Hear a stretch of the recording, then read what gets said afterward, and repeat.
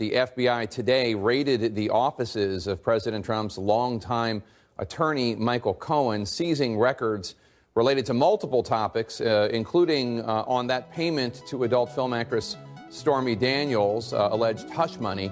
The New York Times also reporting that the FBI also seized emails, tax documents, and business records, and that the records include communications between Michael Cohen, the president's attorney, and President Trump, which would likely require a special team of agents to review because conversations with lawyers and clients are protected in most instances.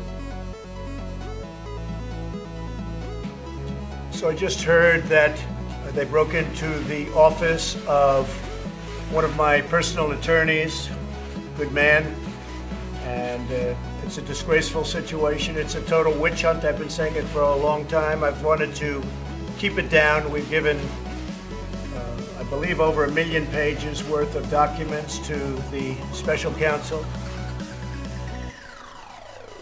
The Devil's Advocate podcast is an opinion talk show and is the attempt of a few friends to have a reasonable conversation about current events without the vitriol that we've become accustomed to in today's modern political climate.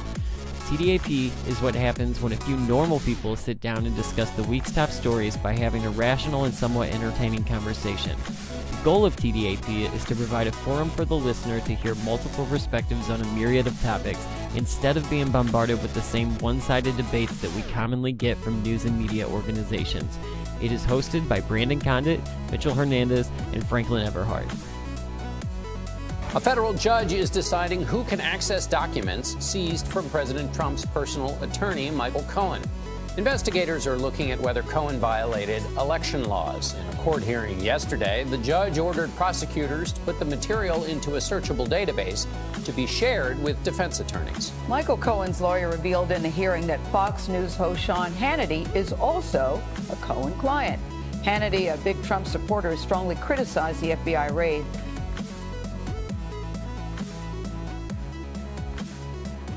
All right, welcome back, Dappers. Oh, yeah. Yeah, this episode's going to be a little bit weird. I'm going to be honest with you. Frank is taking the night off, and I heard he poops too much. yeah, no, I think that was me. No, I've been getting over this damn stomach bug, and I almost halfway was like, man, maybe we should wait till tomorrow. Let's see. I mean, there may be a point in this episode where I'm like, Mitch, take the wheel. Talk for 9 minutes. I gotta go. No, but I think actually this episode is gonna be telling of how much we lean on Frank. But we've got some stories to get through here. So I also have a feeling too that because we lean on Frank so much for a lot of what we do on a weekly basis, we're probably gonna wing a lot of this shit. So sit back and enjoy, because this is two dudes in a fucking living room talking. Although we got a lot of opinions here.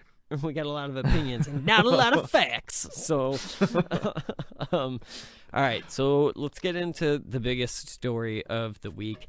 Definitely the biggest. Yeah, absolutely. Michael Cohen, the Donald Trump's attorney, personal attorney, his office and hotel were raided this week for documents. I guess the search was pertaining, at least what the FBI is saying is the search was pertaining to Stormy Daniels, and I can't remember the other girl's name, the Playboy playmate. Yeah, I can't remember her name either because she hasn't been as vocal or been in the spotlight as much, but it's it's basically the same thing. Hush money, and all stemming from basically the horrible way that Michael Cohen handled that whole situation, where he was just like, "No, it was my money. He didn't even know about it." Well, that means your non-disclosure form doesn't matter anymore. Oh shit! Not only that, but then it becomes like, well, where did the money come from? Let's take a look. He also is the RNC. Campaign finance, isn't that the title he also has? Is it? I think so. Yeah. So it doesn't look good. He also, let's be honest too, he's a douchebag. Have you ever watched an interview with that guy? He's a douchebag. He looks like a deer in the headlights every time I see his picture. He looks like he is way in over his head and is just like, I don't know what to do, so I'm just gonna do things, and they're all wrong. Though, I agree with you to an extent, but I think he looks like a deer with dilated pupils in headlights, because that motherfucker is on so much cocaine every fucking time that he's on TV. Like, it's unbelievable. I don't know. The 80s were close to 40 years ago now, buddy. You need to calm down. Yeah, right. It's a different time. Take some lessons, man. Like, this was Disco died, not in the 80s. But, right. Yeah. I mean, it's pretty intense, though. Just, A, the way that it went down. B, the fact that Trump, again, has been throwing him under the bus this whole time and continues to throw Jeff Sessions under the bus for recusing himself. That was like half of his press conference on this whole matter. Right. It's just like, fuck Jeff Sessions.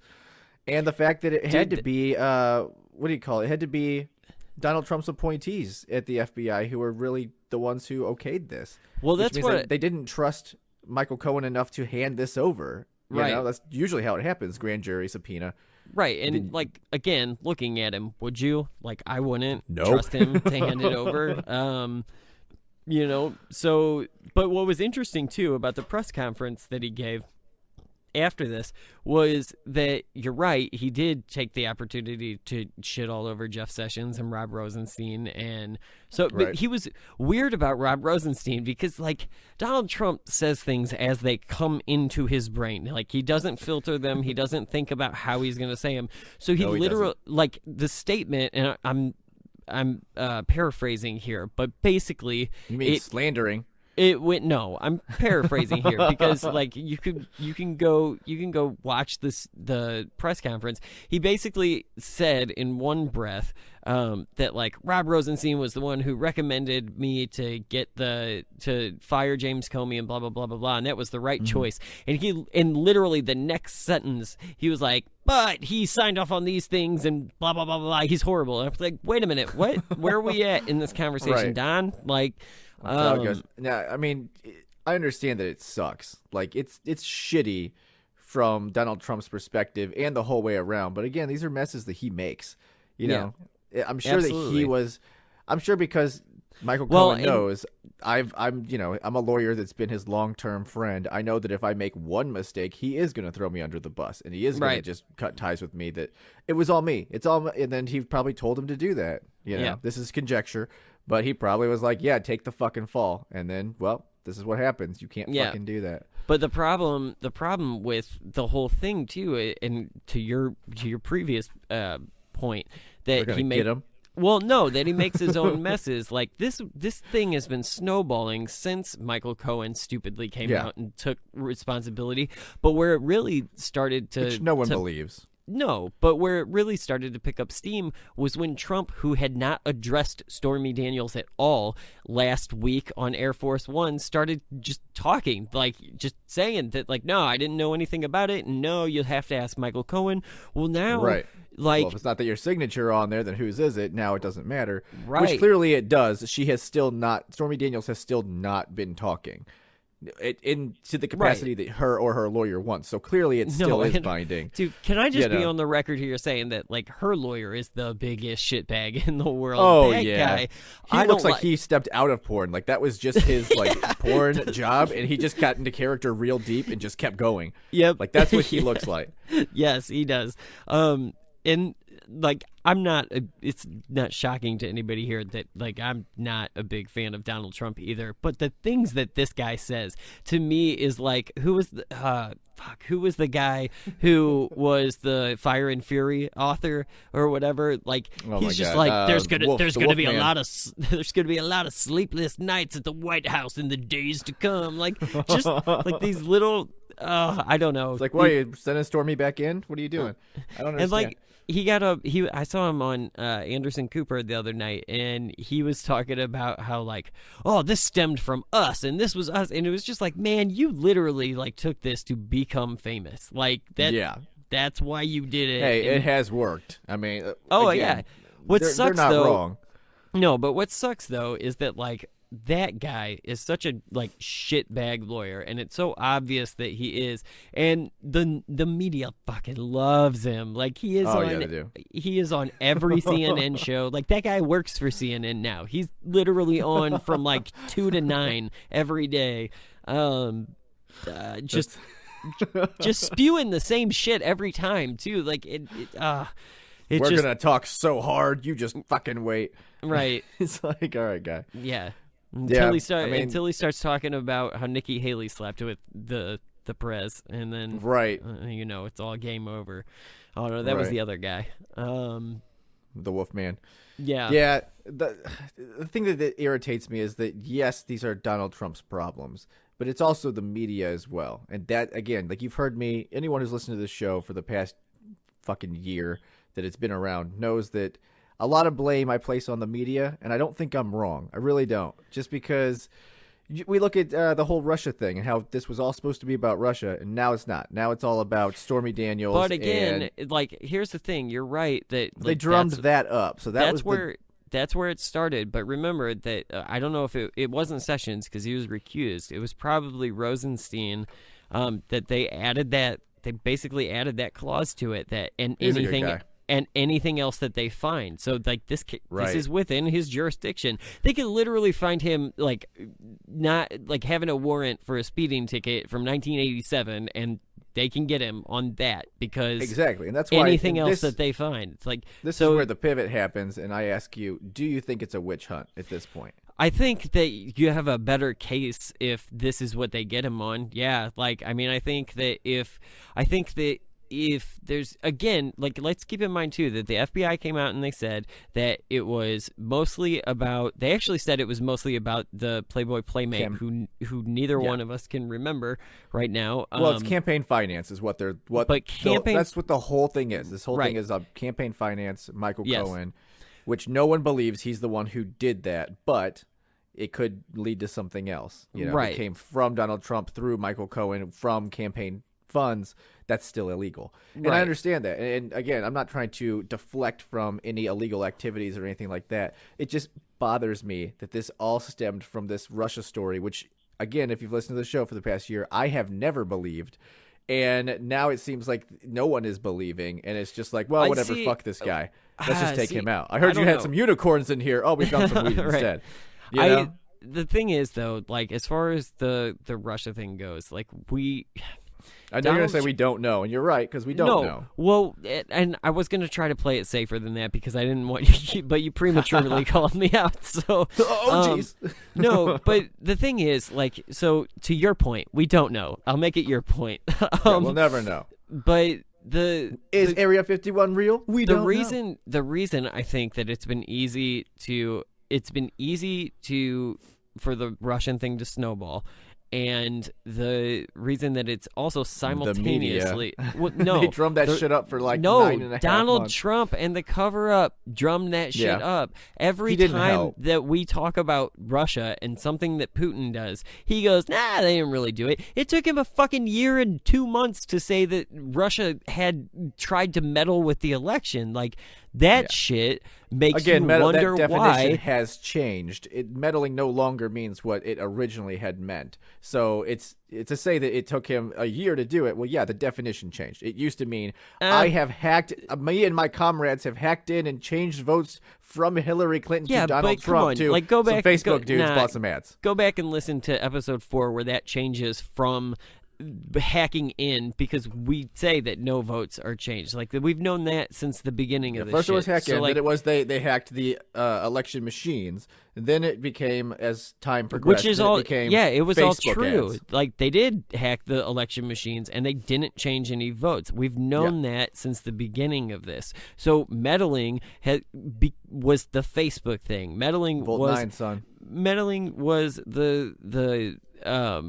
was trying to turn us on each other by spreading fake news, which we have even documented up until the last episode. So again, but it wasn't for just one candidate. That's the problem. They're saying he's in collusion with the Russians, and it was he was doing everybody. That. But that's where I would draw a difference and a distinction, is that meddling air quotes, and collusion have never meant the same thing. Right. That's fine. Yeah, I get that. I get that a lot of people don't understand that, and so they keep saying collusion, and it's like that word has a definition. Also don't think, and we've also talked, at least we have on this show, about how the collusion is not going to be something that you're going to charge them with. So even if they were to go down treason, the path, you're not getting it. No, but walking close to the collusion path, they could find conspiracy. Like, they could find something like that. And that is a crime, and that is chargeable. And they're not going to find that either because it didn't fucking happen. Well, it depends. Again, I don't know all these other bad things that they did. You can say all of that, but, we're looking into campaign finance now. So we don't know that. Like, that is the plausibility of campaign finance to conspiracy to meddle with the Russians against your own election.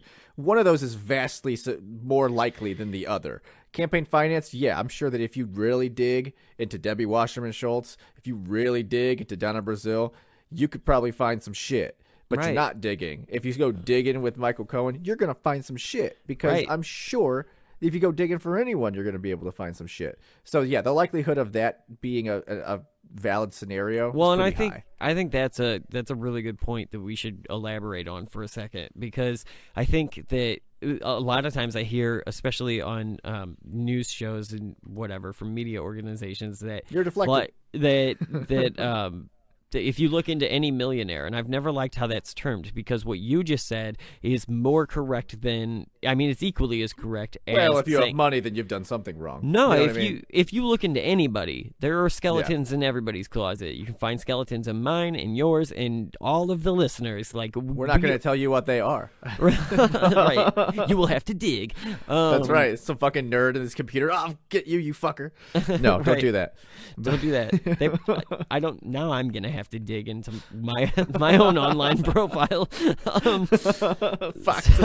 Right. God damn it, why did we go here?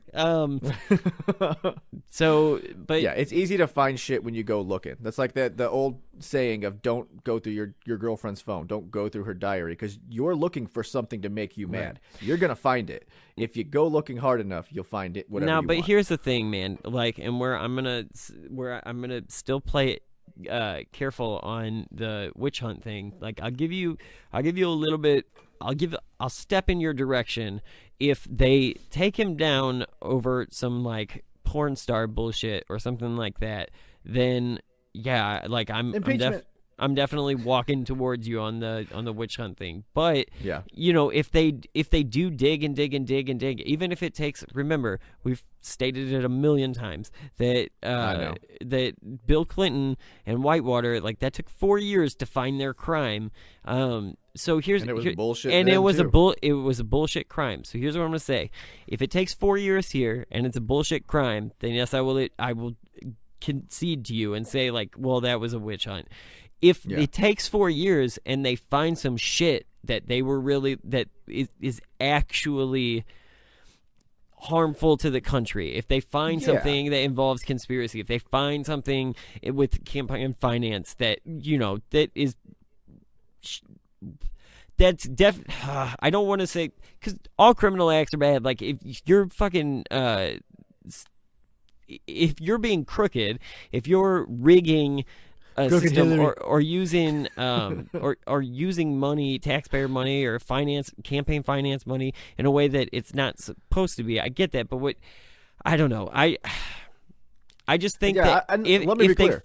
I don't think that any of these crimes are worth turning a blind eye to, and I've never said that. Again, my big thing has been whenever we've got all of these things and we've documented in length on multiple episodes what the DNC has done and what people, prominent Democrats, have done. And when everyone just says, but we don't fucking care, and we're not talking about I agree. that. That's bullshit. And we're going to go after this. We're going to say it was for Russia. And now we've pretty much concluded that this whole thing about Russian collusion with Donald Trump is basically done. No one is saying it's real. They're just basically saying, like, we might one day find it. I don't know. But everything points to it not being real. And they're just going to keep going. You know what I mean? Like, that bothers me, that they're just going to keep digging and digging until they get whatever they want to end him. I don't but I don't necessarily agree with you with the Russian collusion thing. I get. We know. The thing is that, like, you know, you would think that something would be leaked, but the Mueller investigation hasn't been leaking anything. So but even he says, like, he came out and said that Donald Trump is not a criminal target. Suspect. Right. That doesn't mean shit about fucking Russia. It does. No, it doesn't. The whole point, wasn't it? It means more than that. It means that not only is he not a suspect in the Russia collusion, he's not a suspect in any other crime that they're investigating. Right. That's fine, but that doesn't mean that the people around him aren't. Right. Exactly. Yeah. No, that's totally fine. But again, you should have a strong enough case to go after Manafort on your own. Why are you keeping this stupid fucking or what's his name? I can't think of his fucking name. Michael Flynn. Yeah, you got it. That motherfucker. Like, why didn't you have a strong enough case to go after them by themselves? Why did you have to use this fake Russia bullshit and then drum it up and get everyone paranoid and freaked out and hating on each other and doing all this just so you could go after these guys for, let's face it, petty crimes? Let me be clear now. These aren't the biggest crimes of the century. People hated each other before this started. Like, yeah, but it certainly did not fucking help. No, absolutely not. Again, but for someone nothing like has me helped. who was sitting back going, 2016 there's no election, fucking evidence for this. The 2016 election didn't help. No matter what the outcome was on November 8th, whether Hillary Clinton became president or whether Donald Trump became president, what was inevitably going to happen was half the country was going to wake up feeling like they just came off an 8-week binge and they're pissed, you know, like, and they're crying, and that's exactly what fucking happened. It was inevitable.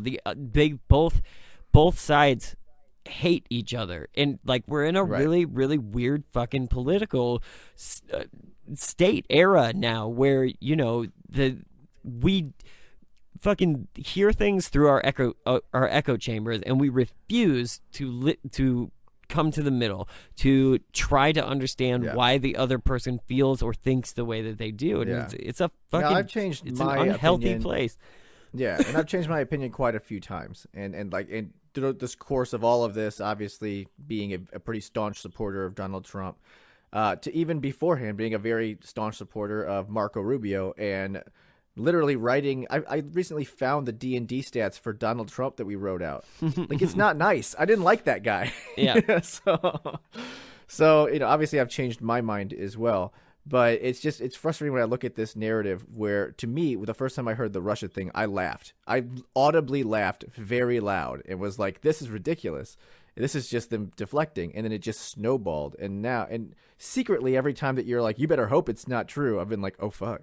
But then I've been pretty confident that it wasn't. And even now, I'm pretty confident it's not. Is there a possibility? Yeah, maybe.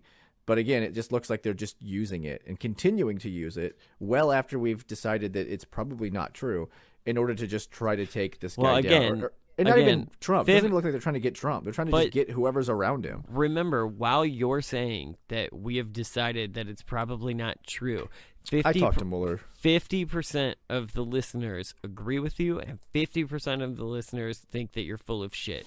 Because 100% of people, because 100% I am full of shit and I don't know. Well, and because 100% of people that actually follow politics or have an opinion on politics have their opinion on politics. They're not right. They're not listening to the other side. Their opinion is he's guilty, or their opinion is he is not. And you know, so he ain't guilty of this. He's guilty of something. Right. He very well could be. So, you know, like, it's just, I just like to keep that in mind when you say we've decided that it's probably not true. Yes, 50% of you have, but 50% of us have not. So that was a lot more before, because I thought it was pretty much 50-50 beforehand, and now I feel like it's kind of weighing down. Again, you don't really hear anyone talking about it.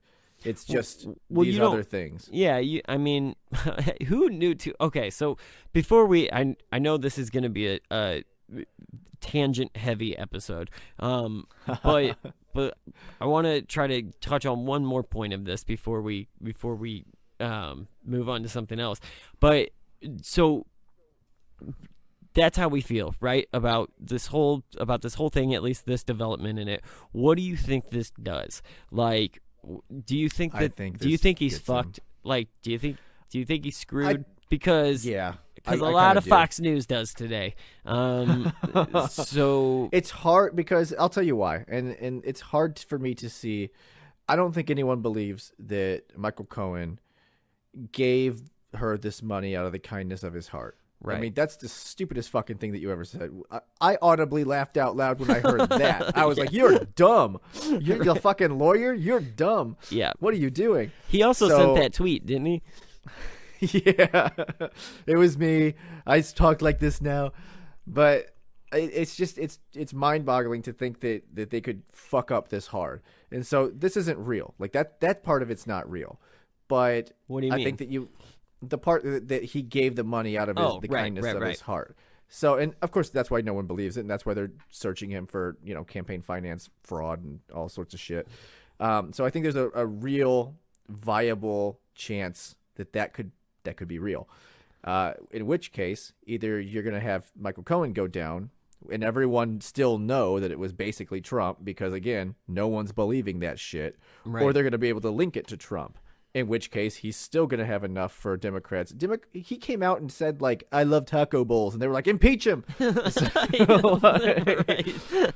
to fucking impeach him after that. Like, they're going to try to, regardless of what happens. Okay, but do you think that, Republicans, are they going to... if they can prove that Trump did do it, yeah. I think that there's enough Sean Hannity's, we'll get to him later, in the world that just kind of go with whatever Donald Trump says. Yeah. To if it looks like it was just Cohen and they can't fucking connect the dots, and they'll be like, oh, see, it's true. He didn't do any of it. But I think a majority of us with functional brains will go, that's not the way it went.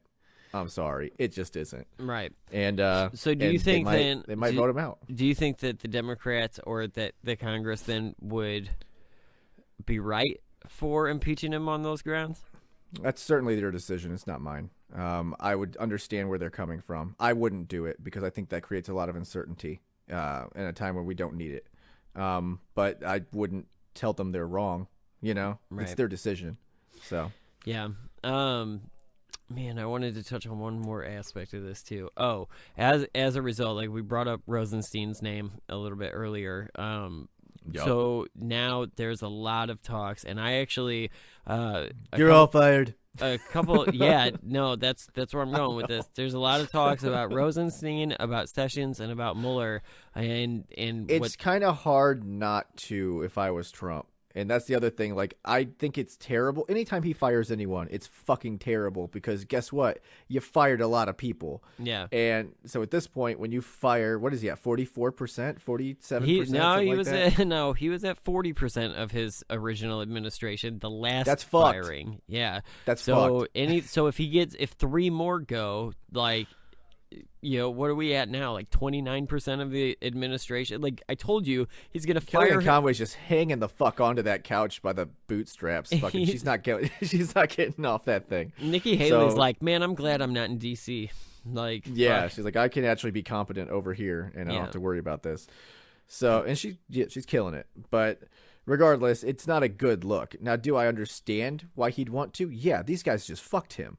And they fucked him hard. Yeah, but there's no guarantee too. Like, let's remember, and I'm not trying to make the Watergate comparison here, but let's remember what happened. Let's make it real quick. But let's just remember one aspect of it. Nixon tried how many times to fire the special counsel, and he had to continuously fire people because they wouldn't do it. So who's to say if Jeff Sessions were to get fired that the next person that comes in doesn't immediately recuse themselves from the Russian investigation? Yeah, he totally could, and just fucking. I know that we could just see Trump go meltdown mode. Right. Everyone. And if they hate him, if it is a witch hunt, if everybody's in to get the innocent Donald Trump, then that's probably exactly what would happen. It's a hypothetical. Oh, yeah. But again, there's nothing says the system like the FBI. So if even if you've worked in the FBI, you're part of the system. Right. And if this guy's anti-establishment, anti the system, and you don't fucking like that, yeah, it's very plausible they could just continually be like, because I mean, look at what's happened. You mentioned at the start of the segment that when Donald Trump's bitching about how this happened, but it happened through three of his appointees. Like Yeah. Three of his had to go through some people to get, like, the FBI had to sign off on this. Right. The FBI director, who was just recently appointed a few months ago to replace Comey. It went through Rosenstein. It went through who was the third person? I heard it earlier, and I can't remember. I can't remember either. But they were all Trump appointees, literally all of them. So, And again, it comes down to not only were they Trump appointees, but they didn't even trust him to hand this shit over. Right. Like they didn't go through the normal routes. That tells you something. Right.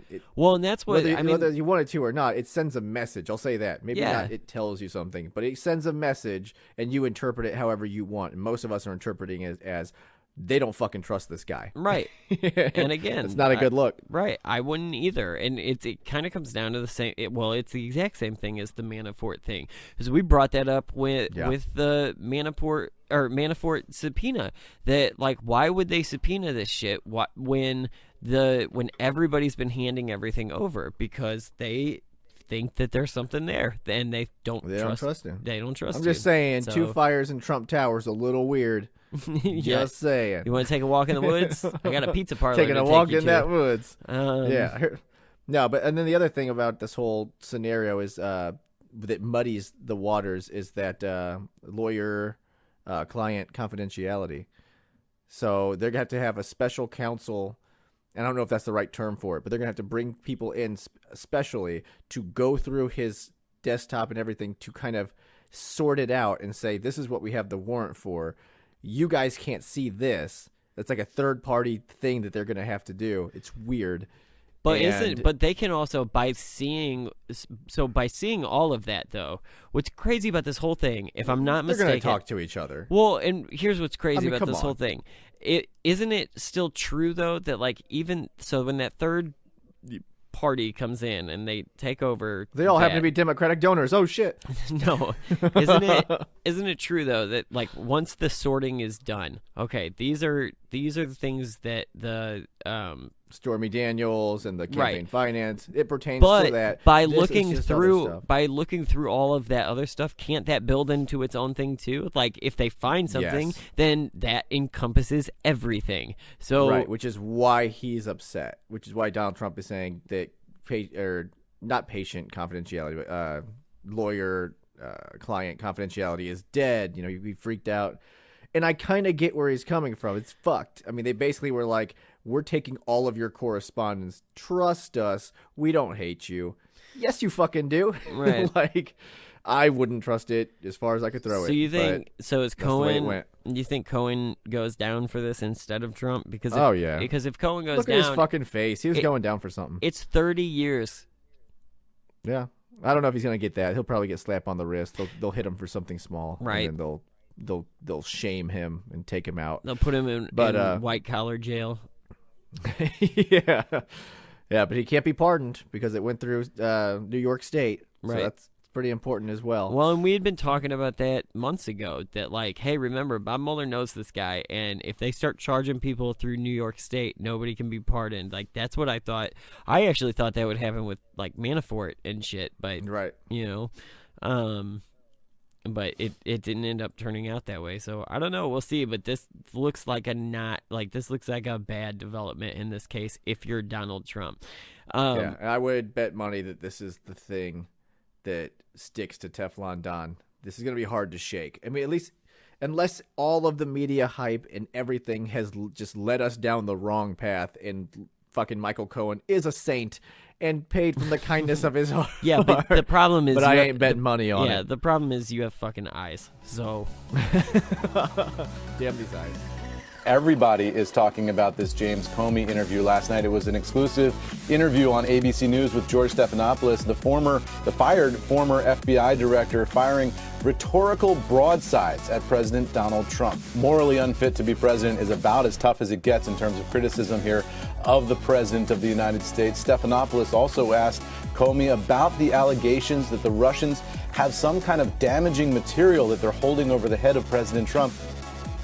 Do you think President Trump has been compromised by the Russians? I don't know. And these are words I never thought would come out of my mouth about an American president, but it's possible. I'm not saying it's likely. I don't know, and the honest answer is it's possible.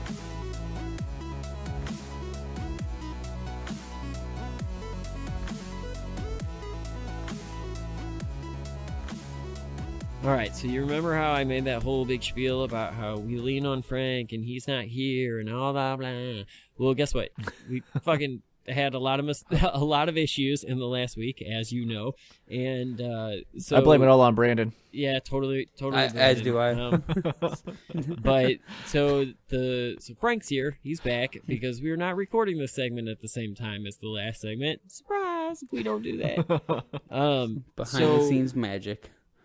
Let's get into one of the bigger stories of the day anyway, and it's I imagine by the time this comes out it will be in the middle of dominating the news cycle. Oh yeah. But James Comey has some shit to say, and Donald Trump so much so that he wrote a whole book. Right. Yeah. Donald Trump has some shit to say back, and Kellyanne Conway just looks like Kellyanne Conway, drunk and just rolled out of bed and just lying her ass off. So she's on the couch. Don't lie. James Comey with her shoes on, bitch. That's right. That's where she sleeps. So James Comey wrote a book, and what's it titled? Who's got it? A Higher Loyalty. You got it. Loyalty. Perfect. None of us have it because it hasn't come out yet, but I have pre-ordered it, and cannot wait for it to come in I can. I'm actually excited about this one. Remember, I'm the guy who watched that fucking that hearing 3 times, which is like 9 or 12 hours, however fucking long it was, out of my life, and highlighted every line so that we could do that segment. Now, if you listen back to that segment, you're gonna be like, you put way too much work into this shitty segment. Like, it's not worth the amount of time that you put into this. But that could be the slogan of this show. Right. Why are you putting so much time in this? Right. I know, but listening. No. So anyway, let's get into this Comey shit. Not only is his book dropping, it will have dropped by the time this episode is out, but but he did a 60 Minutes interview on Sunday. He's done a lot of interviews. He's just doing the rounds. ABC, ABC News. He said them all. That's right. But it all started with that 60 Minutes, right? Like, that was the first time he had, because they blew that up. I could not go anywhere on the internet without seeing a fucking advertisement for that thing. Did it leak early? What? I see. That was buzzing. That was good. That was good. First off, let me just before we get into the rest of this, I just want to say I haven't read the book yet because surprisingly it has not leaked, so I have to wait for it to get here on time. But let me just say that regardless of if it's any good or if it's true or if it's all just a big heaping pile of shit, that cover is fucking gorgeous. I don't know if you've seen it yet, but the font they used is fucking incredible. I remember just looking at it and being like, that's classy as fuck. I don't know, it could be total shit, but holy fuck, is that a beautiful looking book. In the opposite way that Fire and Fury had the most Photoshop hack job cover, this actually they did a really great job. Yeah, it looks fucking phenomenal, and I can't wait. Like, I don't know what font that is. I'm gonna have to figure it out because I love it. So we'll see what the actual book is. That is James Comey's handwriting. It's so funny. It's so funny because as you guys are talking about it, I looked it up, and so I'm expecting a fucking picture of something that's not just words. The audience is gonna be so disappointed when they look it up. They're like, it's literally a font. Bullshit. If you don't get excited about fonts, then I don't know what to tell you because that's a beautiful font. Make all my name tags with that font. Fonts are important, fellas. No, it is. But it does look good. I just that was not what I was expecting by your setup. And I was just like, really? It's just words across my whole screen. It's just words. Okay. Whatever, man. I get excited about this shit, and I'm excited to read it because I want to see. Go ahead. I was just gonna ask Mitch, what were you saying about the book? Like, regardless of whether it's good or not. Because obviously we all kind of had high expectations for Hillary's book. You know, holy fuck, it's the runner-up who ran against Donald Trump. She's Actually, writing a book. I'm not gonna lie. And then to it was you, just Mitch. You had high expectations. I had exactly my expectations were exactly what that book was. Like bullshit. I was really hoping for more. And then it ended up just being like the Russians, and then the rest of it was just fuck James Comey. She basically just put fuck James Comey like I do whenever I reject your trades, and I just put garbage and then I copy and paste it for like fucking paragraphs. Nice. That's her book, and it's just fuck James Comey. Right. So we don't ever really address the hockey league on here. So to people who don't know, Mitch is the champion, and this is going to be the most annoying year of the show. Even more annoying than all of Mitch's bullshit defense playing for Donald Trump over the last year and a half. It wasn't bullshit. So yeah. So what? I know that. I know Comey's all over I obviously TV have right now. Yeah, but let's very high hopes for this book. So. Let's get into some of the excerpts from it, and some of the things that he's been saying in the interviews. Yeah, so he hasn't really said anything too, like, the book hasn't come out obviously, but what he has said hasn't been too scandalous, or it's been more scandalous. It hasn't been more legally threatening to Trump. He says that there's a possibility that the Russians have compromising information on Trump. Not that he thinks it's likely, just that he thinks it is possible with Trump. He thinks that there is some evidence. Which seems a bit weird. Like, you should probably know you were the director of the FBI. Well, not only that, but like that statement alone, they possibly duh. That's why they're investigating and shit. Like, okay, tell us what. It just seems clickbaity. It's like, you know what I mean? It's like, well, we might have something. I mean, we might have seen those unicorns in Brandon's room. The whole 60 minutes our interview was just clickbaity because I mean nothing really came out. Like, so there was that. There was him saying that there was some evidence of obstruction of justice, which again, that's from his point of view. He is now fired. So they fired me. Come on, right? Much, you know. And that he thinks Trump is morally unfit for office. Which I mean, like, yeah. Well, the question was, is he medically unfit? And he said, I think that was the question, because the beginning of that statement was, I think he said Donald Trump is not medically unsound for office. He is morally unsound for office. Right. I think the question was just, was he unfit? And he made that distinction. Okay. Which, like, I can't disagree with him. We all knew that. Yeah. Like, duh. There's some people that disagree with it, but I think they're just, pounding their chest just to do it. They're wrong. Now, to me, the biggest thing that I've heard him say so far, and again, this is without seeing any excerpts from the book for me or anything, was his explanation on why he announced to Congress that he was reopening the investigation into Hillary Clinton. And he basically said, I thought she already was going to win. And that was his explanation. He said, I didn't want it to look like she was hiding anything. I didn't want it to look like there was a bad mark against her name. So whenever she did win, it would delegitimize her presidency out of the gate, and that he wanted to avoid that. And that was he didn't want to delegitimize her presidency. That was basically where he also called himself an honest idiot, which was just like a cry out to her, like, "Hey, I want you to hear this, like, my bad." But like that kind of, I know you wrote a whole book about how much you hate me, so sorry. Doesn't that kind of like compromise this whole argument though? The fact that, like, I mean, that's what the Republicans. I'm glad you said it. And that's what the Republicans jumped onto, but like, I can't totally disagree with them there. Like, it does kind of look like playing sides. Like, it was like, oh well, I was gonna try to help her out, but it backfired. Oops. Well, you know I don't. Well, no, because I think here's the thing. Maybe that's what he thought, but he's stupid for thinking that, because I remember, and I've said it, it's well documented on this show, that was the moment that I went, oh, fuck, he just did that. Like, that's the moment that everyone, and he just said that he didn't even think, it didn't even occur to him that Donald Trump could win. Like, he was operating under the expectation that she had this in the bag, and he did not want to delegitimize her. And he ended up doing something that arguably could have led to Trump overtaking her. No, it totally did. Yeah. Like, I think she did have it at that point. I think he didn't realize the weight of what that was going to do. Like, that's a good way to put it. Because here's the thing. people, I think she did have it in the bag. We were all, I mean, maybe we were all wrong, but we all fucking felt like Donald Trump didn't have a chance in the world. But we also knew I thought that he had a chance. We also knew they were both equally as dislikable as one another. So all it would take is something like that in the final moments of the game to be like, oh man, that was enough to, maybe not enough to make the Bernie bros jump over, but enough to make people not vote. Yeah, right. They were that normal polling error away from uncertainty, right? And, you know, plus, no one should have been that certain back then. We now see in hindsight. Right.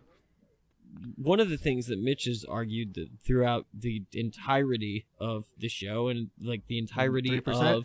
Of that, and I think that I don't think I'm telling you, man, take that to the bank. Here's the thing, count on that. You can count on that with Trump. I don't think you can count on that with anybody else. So I think after this election, I don't think so either. Or after this presidency, that falls apart. But I think now too, you can account for that. Like now, I'm amending it now to 2%. That feels more right to me. I would amend it now to 1. But it's not your system, Brandon. It's not your system. Yeah, dude, it's my metric. Get out of here. Yeah, but here's the thing. Now I think that there are more people than there were that are willing to, because you got to figure the people that weren't willing to say out loud, Trump's my guy, are people that didn't have something that they could claim as a victory. Now they can claim tax reform as a victory. Now they can claim, they can. I think those people are more willing. It didn't do nearly as much as it's not really a victory. I mean, tax reform was good. I told you that. We told you that. It was well, no, you guys said it was going to be Armageddon and it's going to be bad. It's not bad. It's just not great. Mitch, I only ask questions. I know how I talk about economics. Don't lie. Yeah, but it's just not. I wouldn't call it a win. I wouldn't call it a loss. I would just call it as it didn't do a lot yet for the everyday guy. And it was kind of supposed to, but they didn't really realize that, hey, everything's made overseas, so all that money we just put in your pockets going overseas, no one buys American. So we don't really see that bolster up the economy. Well, I think it still will help because, getting the corporate rates down and repatriating tax money, all that's important. But it didn't get that real big working class hit that a lot of people were expecting. Right. So I wouldn't call it a win under those terms, but it's definitely not a loss. I mean, it's still good. If you look at the polling, I don't think it's worked for them. I don't think the majority of Americans aren't seeing an increase, or at least not. Well, he's gone up in the polling. Yeah, no, because I think that he up until tax reform passed, he was at 38 to 39 just habitually. And not Trump's numbers. The actual numbers of people they've done reporting on. Do you feel like your checks have gotten bigger? In the And not a lot of people or not the majority of people are not reporting that they're seeing a significant increase. Yeah, because it's I took my increase and I put that directly into my 401k. So I didn't see it because I'm making it work for me. You're not the majority of Americans. The majority of Americans, Mitch, are stupid like me.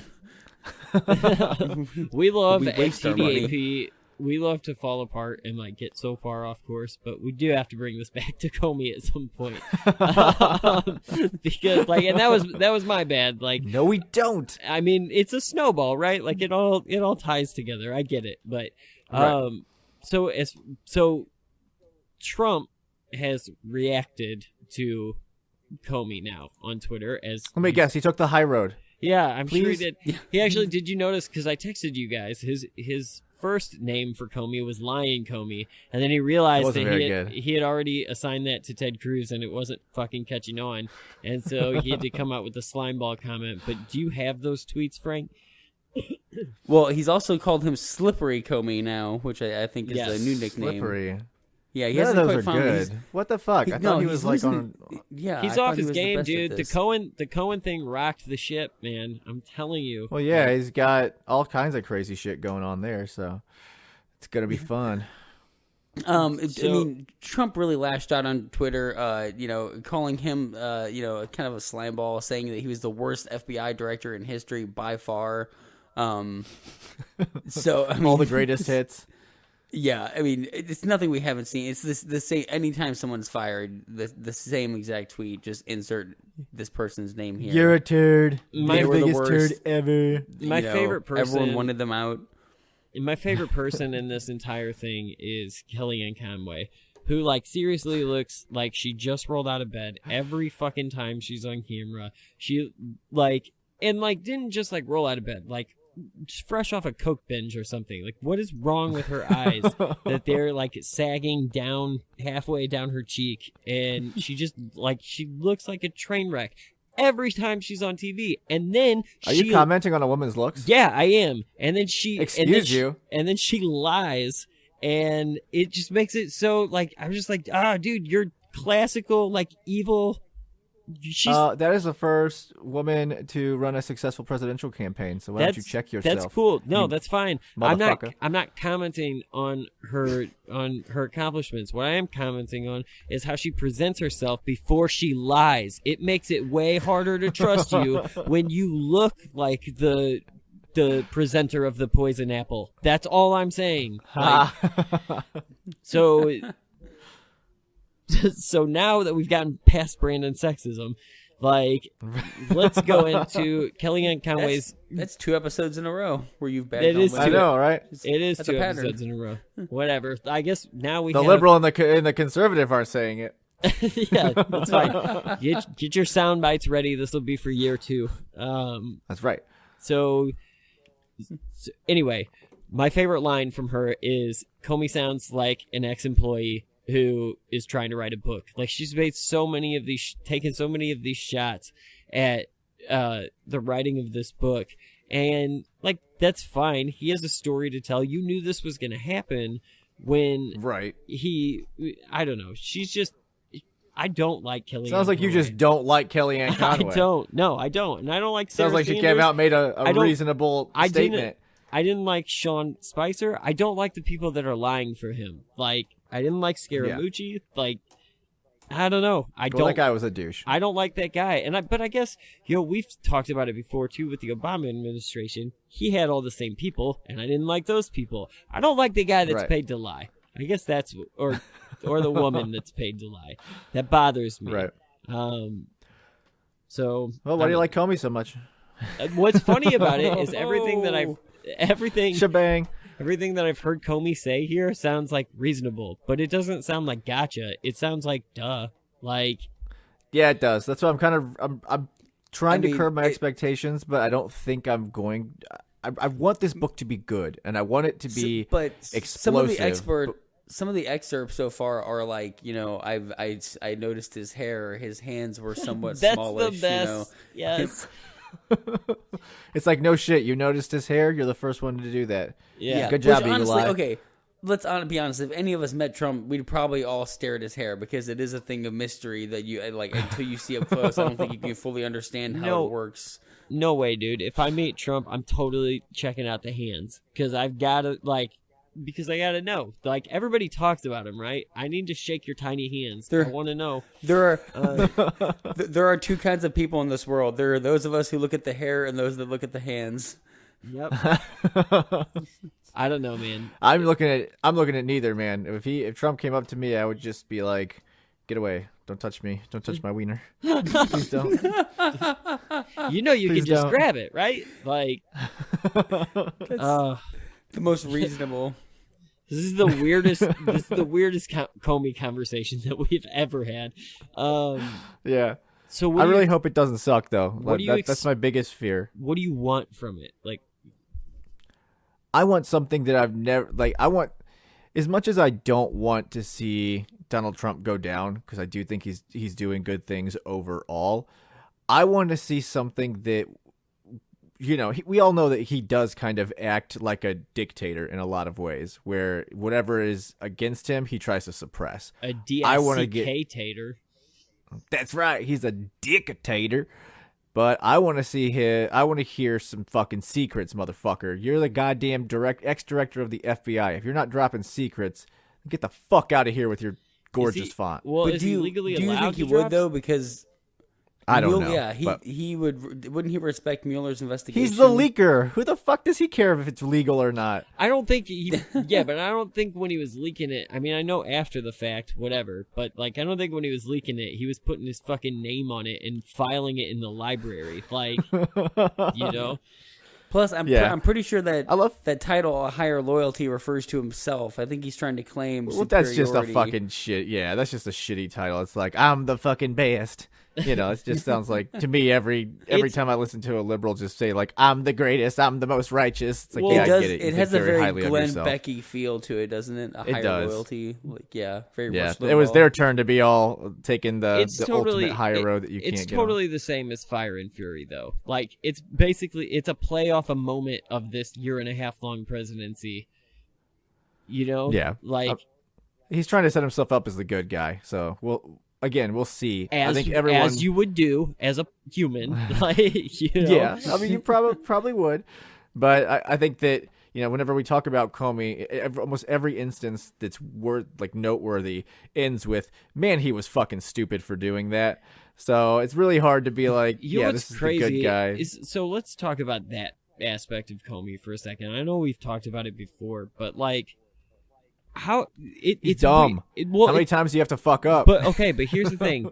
It's weird though, right? For like both to be true at the same time, because we have seen mistakes that he's made. We have called him dumb, and rightfully so, over a lot of his decision making. But at the same time, everyone around him, not named Donald Trump, is like, integrity, whatever. It's because they're dumb too. Is it just that they're friends? Something? Is that what it is? Is it just that we're protecting our friends? So no, they all got their fucking thumbs up their asses, and they can't tell why it's so warm inside.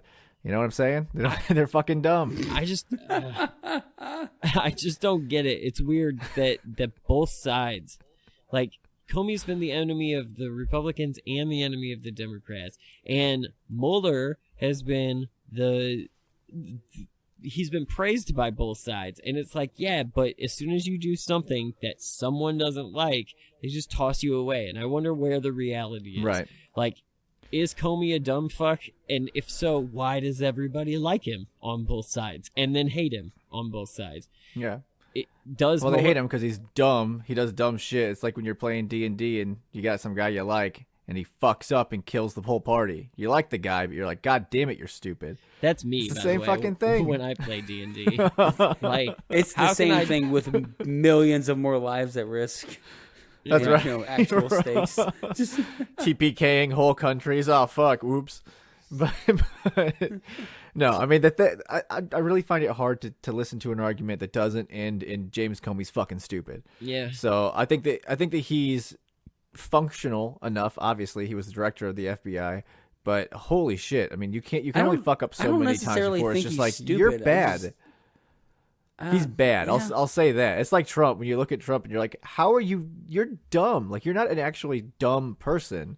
Like, he knows things that are smart. He's smart about certain things, but you keep at some point when you fuck up and you fuck up and you keep fucking up, you have to look at him and be like, why are you so stupid? Yeah, just but stop again, fucking Comey, up. with Comey, you can condense his fuck ups to a specific time period. You know, that the late election, time period. That was like 5 fuck ups in a row. Well, at least it was, the fuck ups but it was a short period. Like, we all have bad months. Yeah. You know. Sometimes you just get Donald Trump elected. You can't help it. It's just kind of what happens.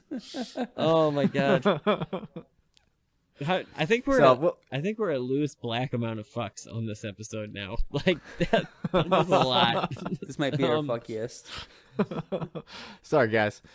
Yeah, but we'll see what I can't wait to dig into it. Hopefully it reads quicker than when I attempted to get through Hillary's book. I made it 175 pages, and then I just had to get the audio file. I was like, dude, this is too much.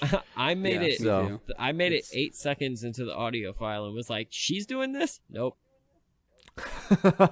Oh, dude, that's what I went through that thing in like one sitting because she was doing it, and I found it hysterical.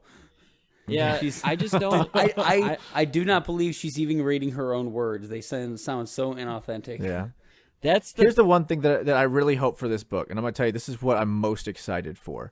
Brandon, me and you, before Frank had joined the podcast, in one of the early Comey episodes, we had talked about how his memos were written like a novel. And not just a novel, like a motherfucking, like, spy novel or like something where like he leaned towards me. I began to get nervous. Yeah, it was like it was like a romantic sex romp, but it was about like dinner with a dude about about an investigation. Like it was so weird. I looked into his eyes. It was very Tom Clancy.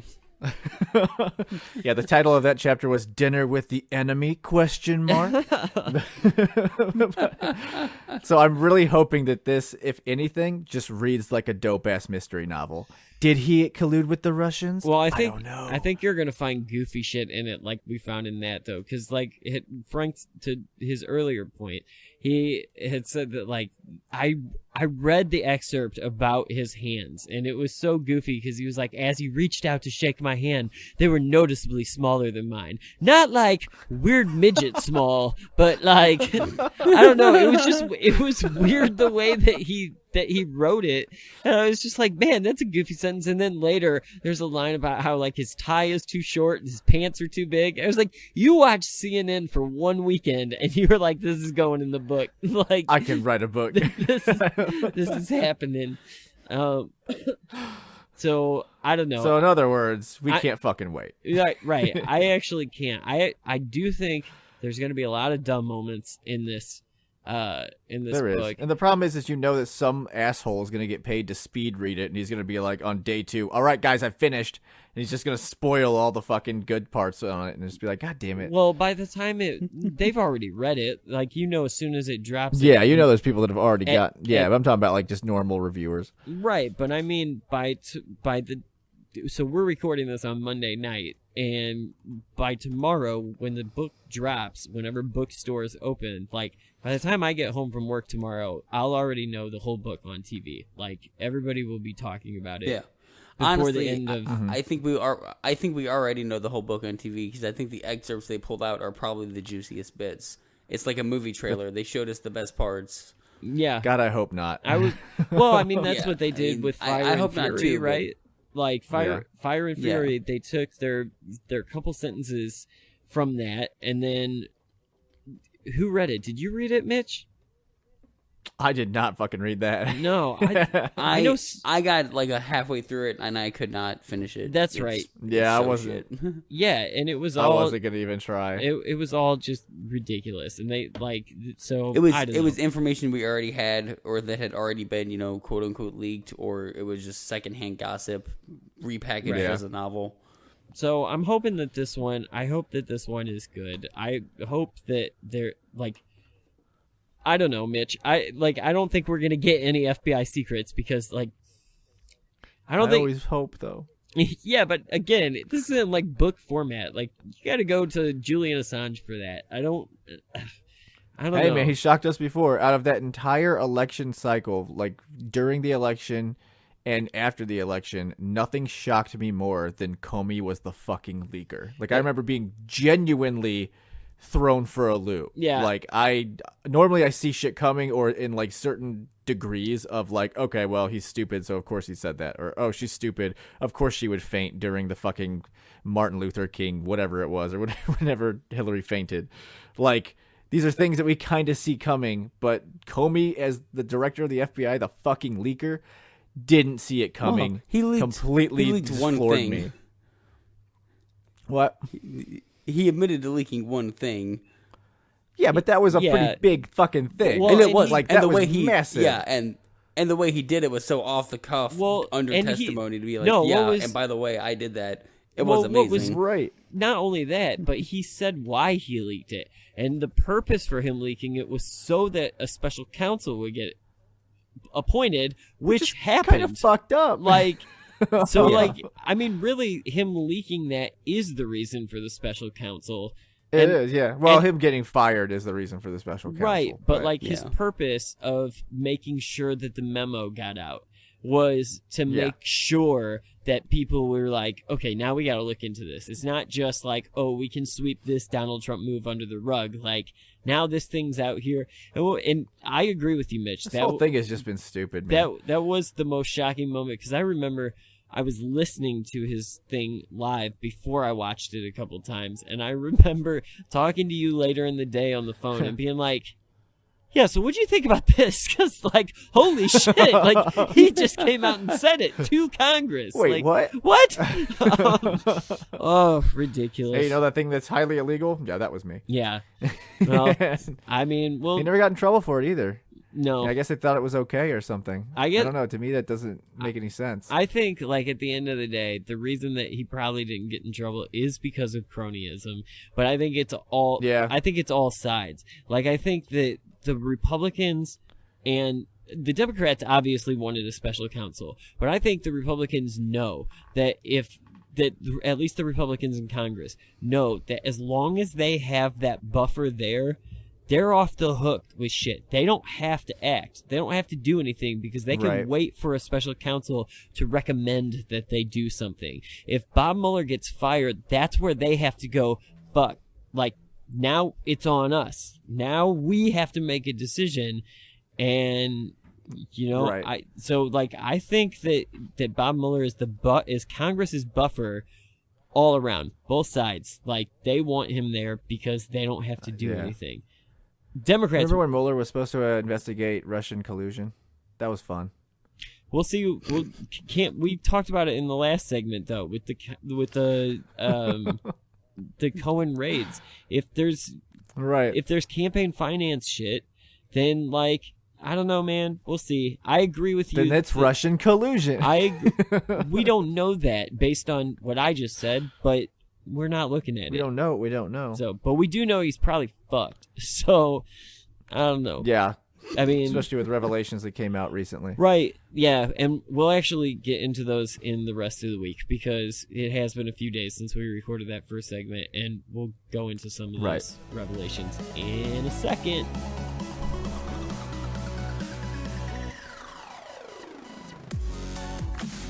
Well, a former GOP rising star faces new calls to resign after the release of a report detailing a woman's accusations of unwanted sexual encounters. A special Missouri House committee issued the report about Missouri Governor Eric Greitens yesterday. In it, the governor's former hairdresser claimed he may have coerced her into oral sex and slapped her. Greitens was charged in February with a felony for allegedly taking and transmitting a non-consensual photo of the woman.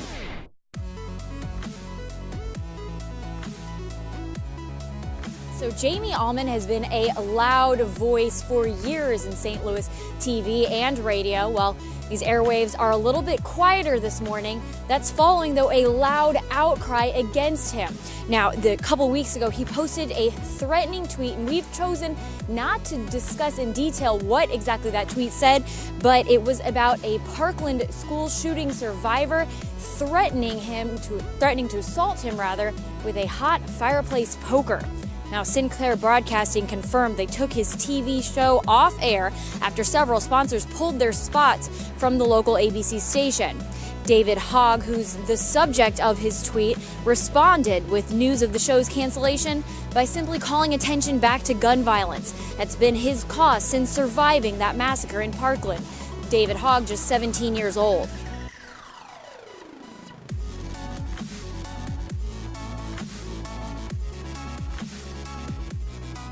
That was the weirdest fucking count in of, like, the entirety of Mitch. I'm mixing it up. Yeah, I think so. All right, so let's get into the rest of the week now. We'll go back into the revelations, the new deals with the Cohen thing since we last talked about it 30 minutes ago. Right. Fucking. So since the original story broke, a few more things have come out, and one of them is that in the raid of Michael Cohen's house, hotel, and office, there were some tape recordings seized. Apparently, Michael Cohen records conversations with his clients. Which is definitely not fucking creepy. And wouldn't it totally be illegal too? Like, well, if they don't know that they're being recorded. So if he says, "Hey, for transparency and to keep a record of this, I'm going to record everything just in case we forget something, so we have it all." That's fine. But if you're recording people and you're not telling them, that's super not fine. Yeah. Okay. At least I think so. I don't actually know, and laws have been stupid before, so yeah, I don't know. I don't know but it's definitely weird, and it's we were talking in the first segment about how like this is probably like if you were to put your finger on the beginning of the end, like this might be it because we're talking personal lawyer, we're talking about a relationship that's going on between the president and Cohen since 2007, but like old Stormy Daniels was in that courtroom today. Yeah, that's hilarious. This is such a charade, and I thought too. She is trying so hard to stay in that limelight. She's like, God damn it, look at me. Well, she doesn't have to try hard. Her fucking lawyer is CNN's best friend. I said it in the first segment, but like, oh my God, he's just horrible with every new development. That guy is on TV for 30 minutes a night, and I'm just like, dude. I can't tell you. I think when I stopped watching CNN, it might have been the best decision I've made in my adult life. Yeah, but you started watching MSNBC, which might have been the worst decision in your adult life. No, I don't watch it. I read their articles on Facebook, and mostly for the comment section, just to see where people are at there. But that's just that's me. Your big mistake. Reading comment section is the worst idea of all time. It used to be NPR that was worse. Now they've kind of regained some of their sanity, and MSNBC just has not. And Fox News, oh God, I don't even go there. I find that comment sections anywhere are just retarded. Like I try to pretend that the people in the comment sections don't really exist. So you gotta look at the likes. So if it's like 100 likes, then who cares? Who cares what that guy's saying? Of course, there's gonna be 100 dumb fucks. If you're getting like 5,000-6,000 likes on a stupid statement, now you've got to worry because that's a lot of people to be endorsing stupid. So that's just the way that I look at it. Could be a lot of bots endorsing stupid. Right. Yeah, you never know in this day and age. Yeah, I went back recently and looked at my because of course we were shit talking a lot. Me and Brandon were during the election on Facebook because we're paid by Russians. No, we're not actually, but regardless, of course you would say that, right? But we were shit talking a lot, and I remember a bunch of people, that were private messaging me like, "You fucker," and all this shit, and they're all deleted. It's just like a line of just Facebook user deleted that were all bots that no longer are active. It's hilarious. You think bots is how Trump won the presidency? In reality, just like a lot of people endorsing Of course it stupid. Wasn't. No, and most of the ones that I saw were the Hillary bots, which they had started their page in March of 2000, fucking 16, and all they had were Hillary pictures, and they were saying the worst shit ever. They're just bots. Yeah. So, anyway, going back to fucking there was we were all checking our Facebooks, just like seeing how many bots we had. What's this? What is right? It? And we're gonna get to Facebook in a minute, but let's do this one. Now, the biggest thing to come out, in my opinion, other than the taping, and there's another part that we're gonna get to as well, but to me, the biggest part is that it corroborates one aspect of the dossier, and to me, that's the biggest grab so far that they've. What was the? Go ahead. That he lied. He said he wasn't.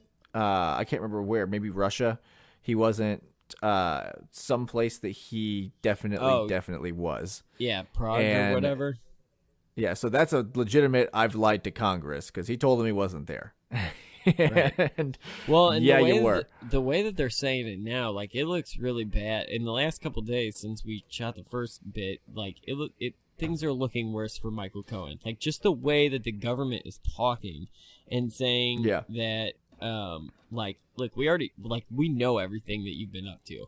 Like, so what does that mean? Because like that was literally a statement from somebody high up in the government. I can't remember who said it, but it was like, nah, dude, we know what he's up to. Like, we just had to get him in court. The whole thing about about his hearing today was because like they had been requesting for him to come in and he just like wouldn't respond to them, so they ordered him to come in. Right. Like that, you know.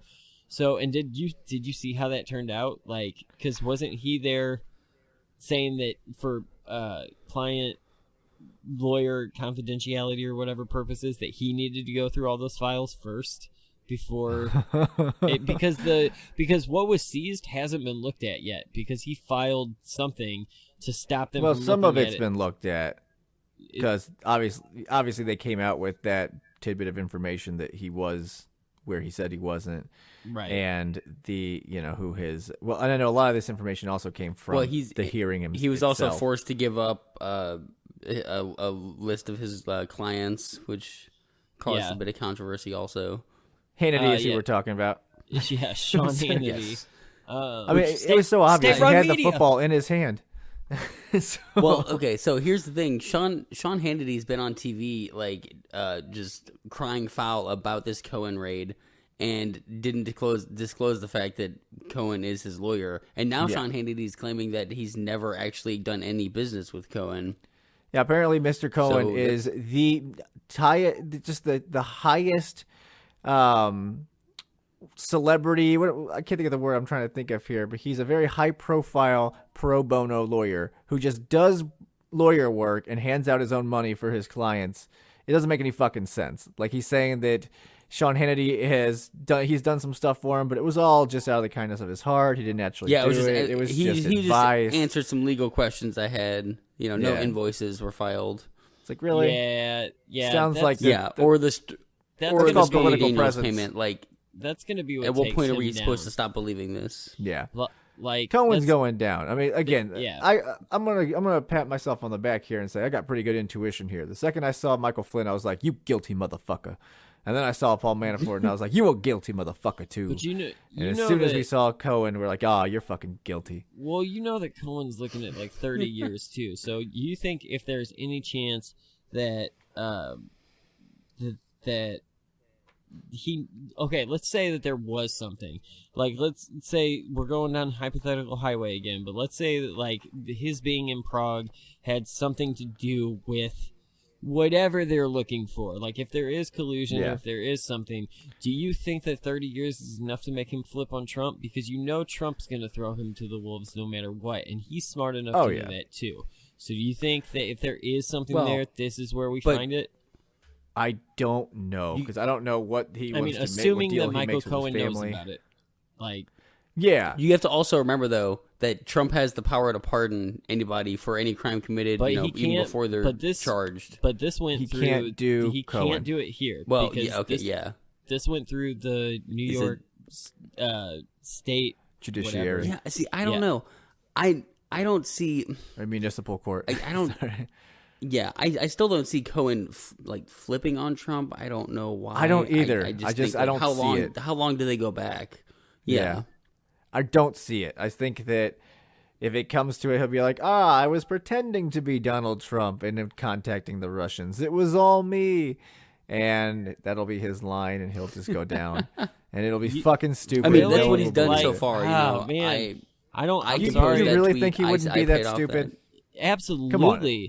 Absolutely. Out of all of the stupid that we've seen. We're not talking about MS-13. Like, these guys don't keep their fucking mouths shut when their life is on the line. These guys are worth millions of fucking dollars. Why would he give up his life for a guy who fucking the whole country and half the world doesn't fucking like, who's made his own bed? Why would he go down for that? Like, well, it depends on what dirty deals he makes. If he says, hey, right.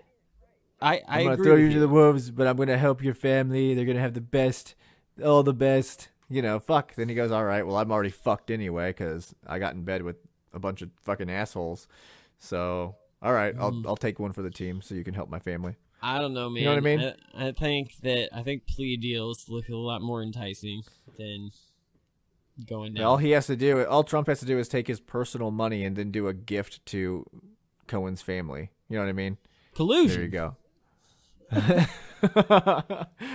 mean, as long as it's not he owes him $100. He still owes him $130,000 from that Stormy Daniels payment. So. That's true.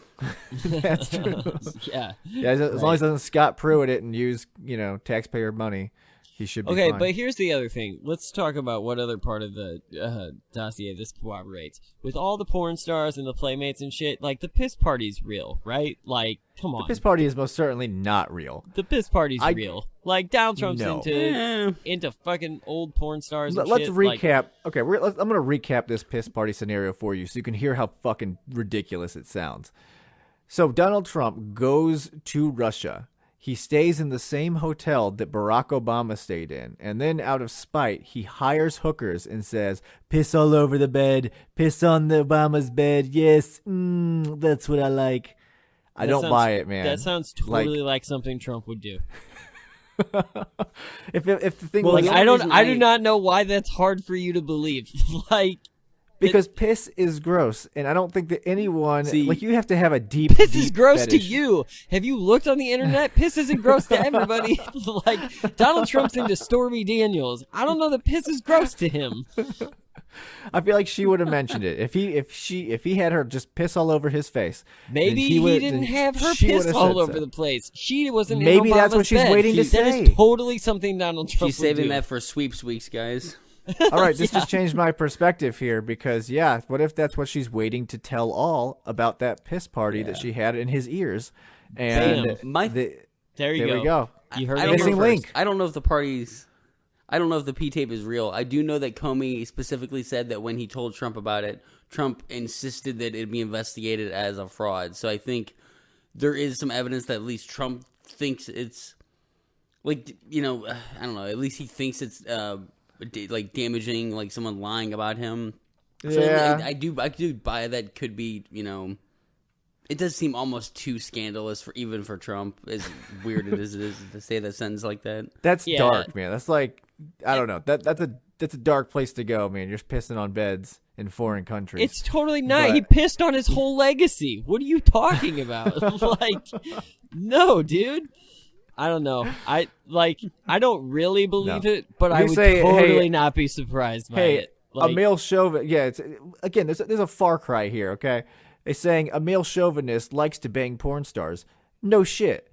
Now to say this same guy wants to get pissed all over in a bed. Whoa. There's a big difference between Obama's I like banging bed. porn stars. Totally. That makes it. Totally. No. Fact. It's not fact. Now, it's fact. I don't know. We'll see. Maybe it'll materialize and it'll totally be real. And just like this Russian investigation, there'll be collusion and piss collusion and everything's weird. But I don't see it. I just think it's hilarious that history books will have to include the words P-tape. Dude, and there's some liberal bookmaker that's like, he made us do it. We had to include it. He fucking made us. And oh my god, history books will have grab her by the pussy, yeah, they probably will, and they'll be like, oh, it's his fault. He made us edit it. Yeah. All right, so let's move on now from Michael Cohen. We'll get into another decently big story, although I don't know. It's at the beginning of the week, it sounded like it was going to be a huge story, and then I think a lot of us just laughed at it. But it was Mark Zuckerberg on testifying to Capitol Hill, and we probably shouldn't laugh at it because there were a lot of legitimate concerns raised there, but I think it was just the forum, the fact that no congressman, the fact that it looked like an alien, has ever used social media. So having them read scripted questions to him, my favorite one, I think it was Orrin Hatch, said to him all right, so you created a business, but you don't charge your consumers to use it. So what's up with that? How are you gonna even make money? Dude, and you his do face, not understand the platform. Orrin Hatch looked like this is the gotcha moment. I just blew up the entire idea of Facebook. Mark Zuckerberg doesn't even realize how stupid he is that he's not charging his consumer for his product. And he looked at him, and Zuckerberg is super he's got that. I don't want to say alien face. Yeah, but it's plain. He didn't make very many shucks kind of like kind of stuck up-ish. Like he just doesn't make a lot of facial expressions. But in that I didn't moment, get that from him. I just thought he was kind of socially awkward and just kind of like, I'm not attuned to. In that people. moment, he looked back at Orrin Hatch and he said, "We sell advertisements," and then like smirked, and I was like, "Oh my God, these guys don't get it. Like they do not." Oh, it was awesome. Oh, so, who was it? There was another guy who was like, "You need to have a function where I can go in and say I don't want to share my data," and he was like, "But Senator, we already do that." Yeah, he was like, "Well, you need to make sure people can access it." But Senator. Yeah. There was another question. He was like, "So you guys are the same as Twitter, right?" It's like, no, that's why we're Facebook and they're Twitter. The worst part is like these guys were on committees that were like supposed to be fucking like in tune with technology and shit, and they were just not fucking. Where I think it's showing how bad some of our appointing policies are when people get appointed. Here's the problem. Have such long terms. This is this internet business, don't you? But totally. this is totally a failure on the shoulders of the interns of Congress, because they have 20-year-old interns. So like at some point you got to step up and be like, "Senator, please don't say that. You're gonna sound like a jackass." Brandon. Brandon, have you ever tried to instruct old people about new technology? It's very easy to give up. Right. But you just shut up, you whippersnapper. Go get my latte. Get off my lawn. Get off my lawn. We're in court. Shut the fuck up. Right. That was goofy.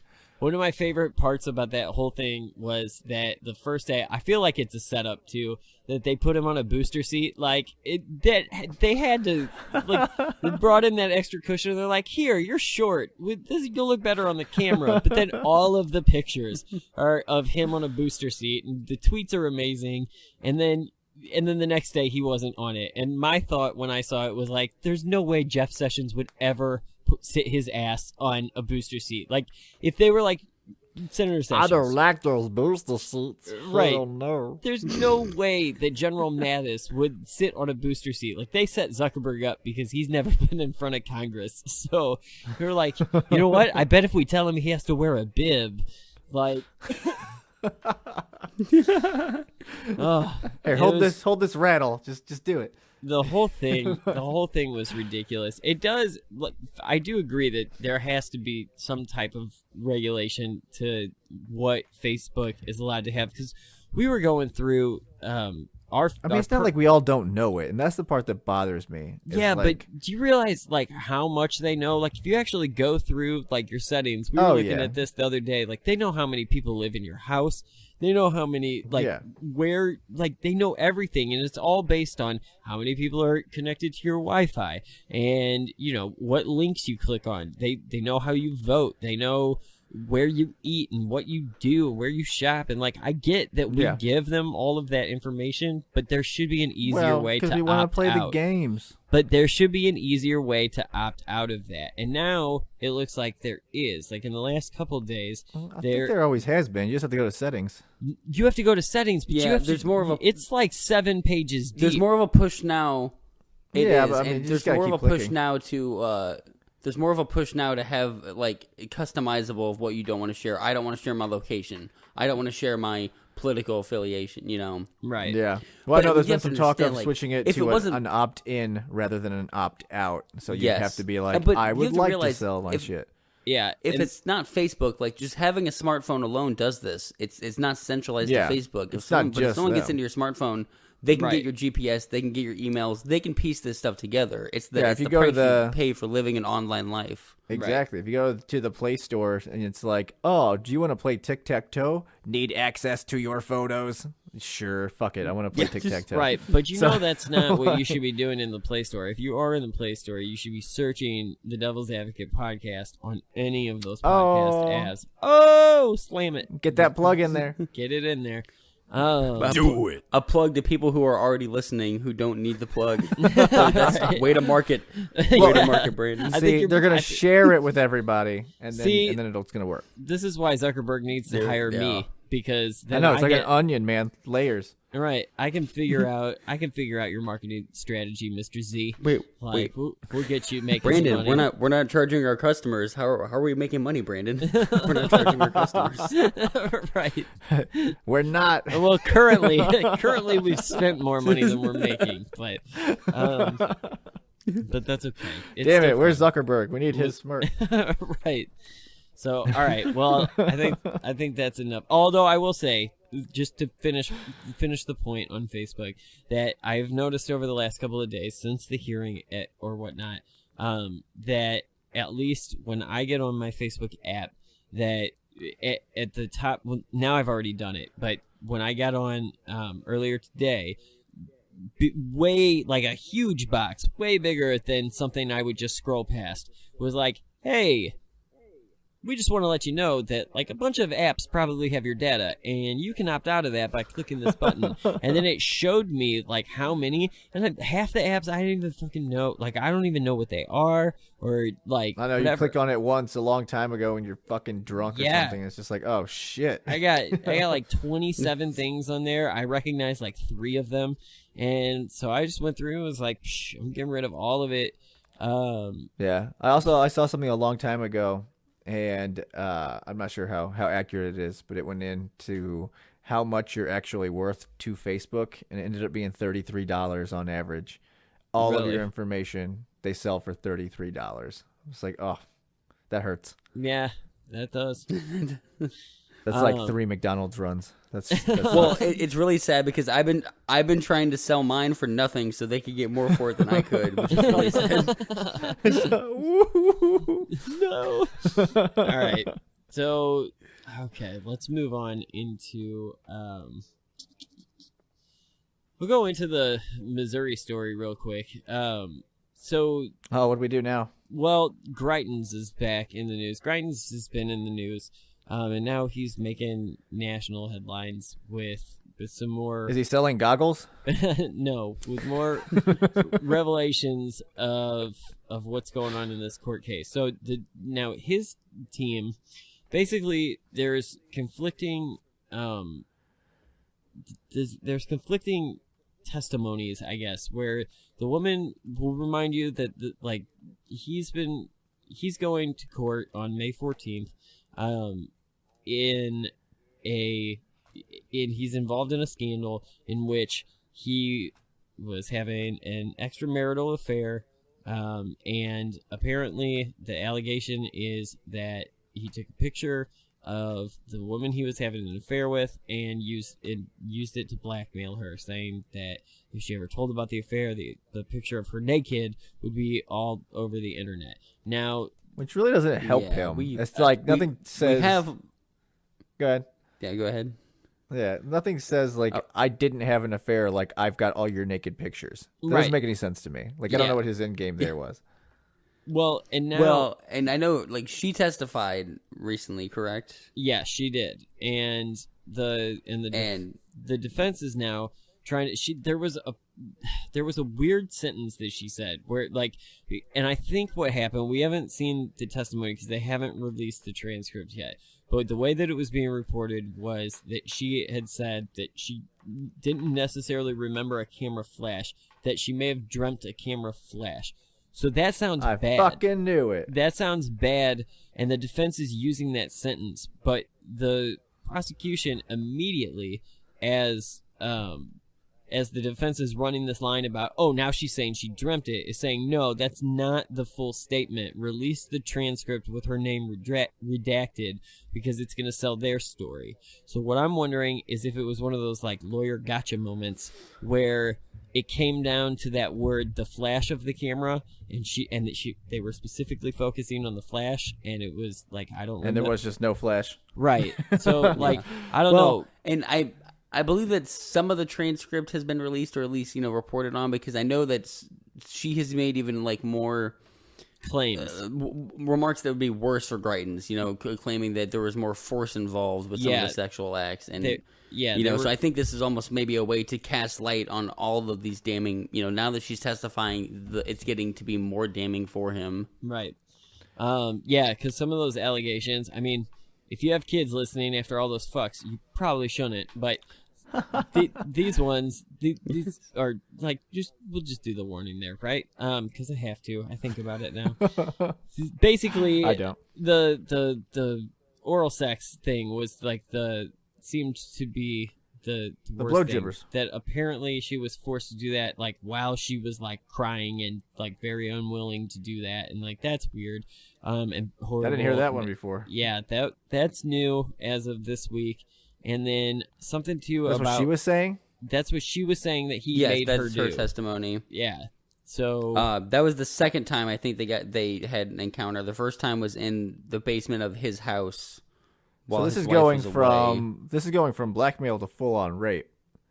I mean, it seems like now that they're actually getting her on the stand under oath, her testimony is going to be more damaging than they originally thought it was.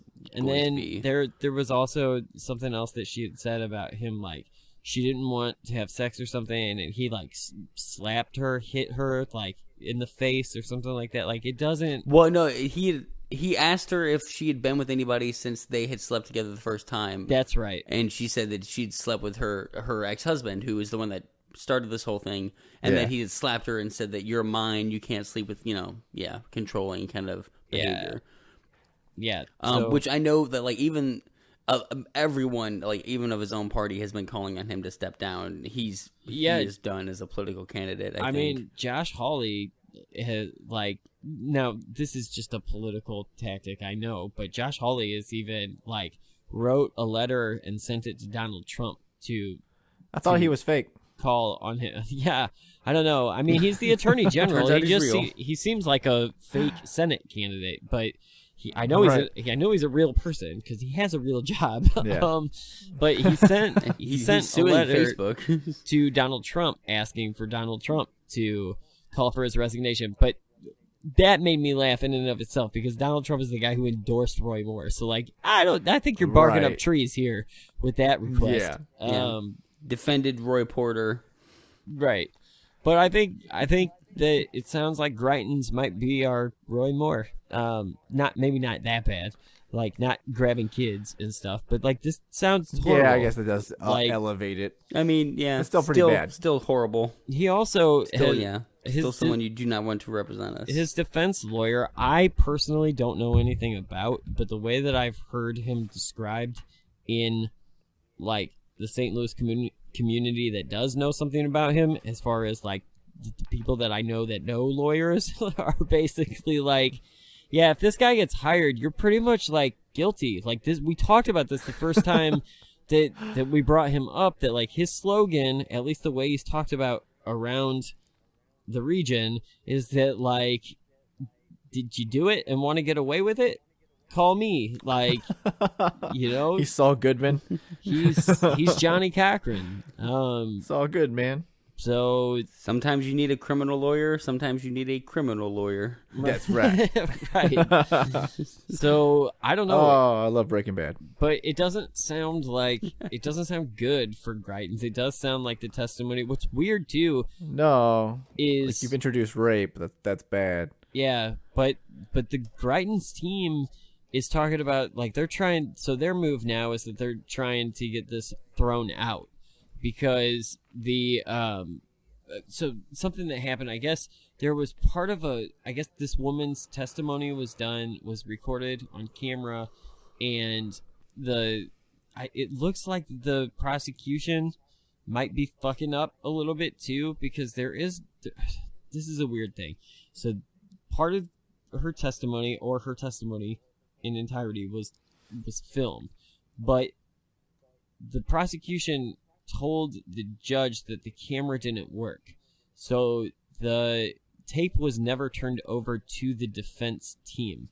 It was never turned over to the defense team. And as you know, in all court proceedings, both sides have access to all of the evidence. So then, like a week later, I know the judge was super mad. Right. To learn that the tape existed when they'd been led to believe that it did not. Right. So basically then they said, oh, wait, it does exist. And they handed it over to the judge without the defense having seen it. That almost sounds like an error that could get the case thrown out. And if the case, if the allegations are and there is like if it's true, there is actually a date. Yeah, there is a date they're gonna settle this. The judge is gonna review whether this case should be thrown out. I think next week. Yeah, or a week and a half. So this will be something we'll talk about again, I'm sure. So, but if the allegations are true and it gets thrown out because of a prosecutorial fuck up, like that's a shame. That sucks. I don't see it happening though. I don't see a lawyer. Yeah, it would depend on I think it would depend on the evidence. Like if it was solid 100% evidence. Yeah, but you say that gonna have to like. We literally just said Johnny Cochran's name. Like they framed a murderer. That's how they lost that case. Like, you know, so like they do screw up, and like I don't know. I tend to agree, Frank, that I don't think that this is. I don't think that they're gonna throw it out. I think it's a Hail Mary on Greitens' part. His lawyer is playing a smart move, trying to get it thrown out, so in that way they can appeal it later on the grounds that it should have been thrown out, or the evidence shouldn't have been allowed in the first place. But I think ultimately there's too much evidence. We're too far in. It's just damage control at this point. But he's not going to be an effective leader with his own party calling on him to step down. Right. Yeah, he does need to step down. I mean, at that point, regardless of whether you're innocent or not, like you're not going to accomplish what you want. Exactly. So just fucking step aside.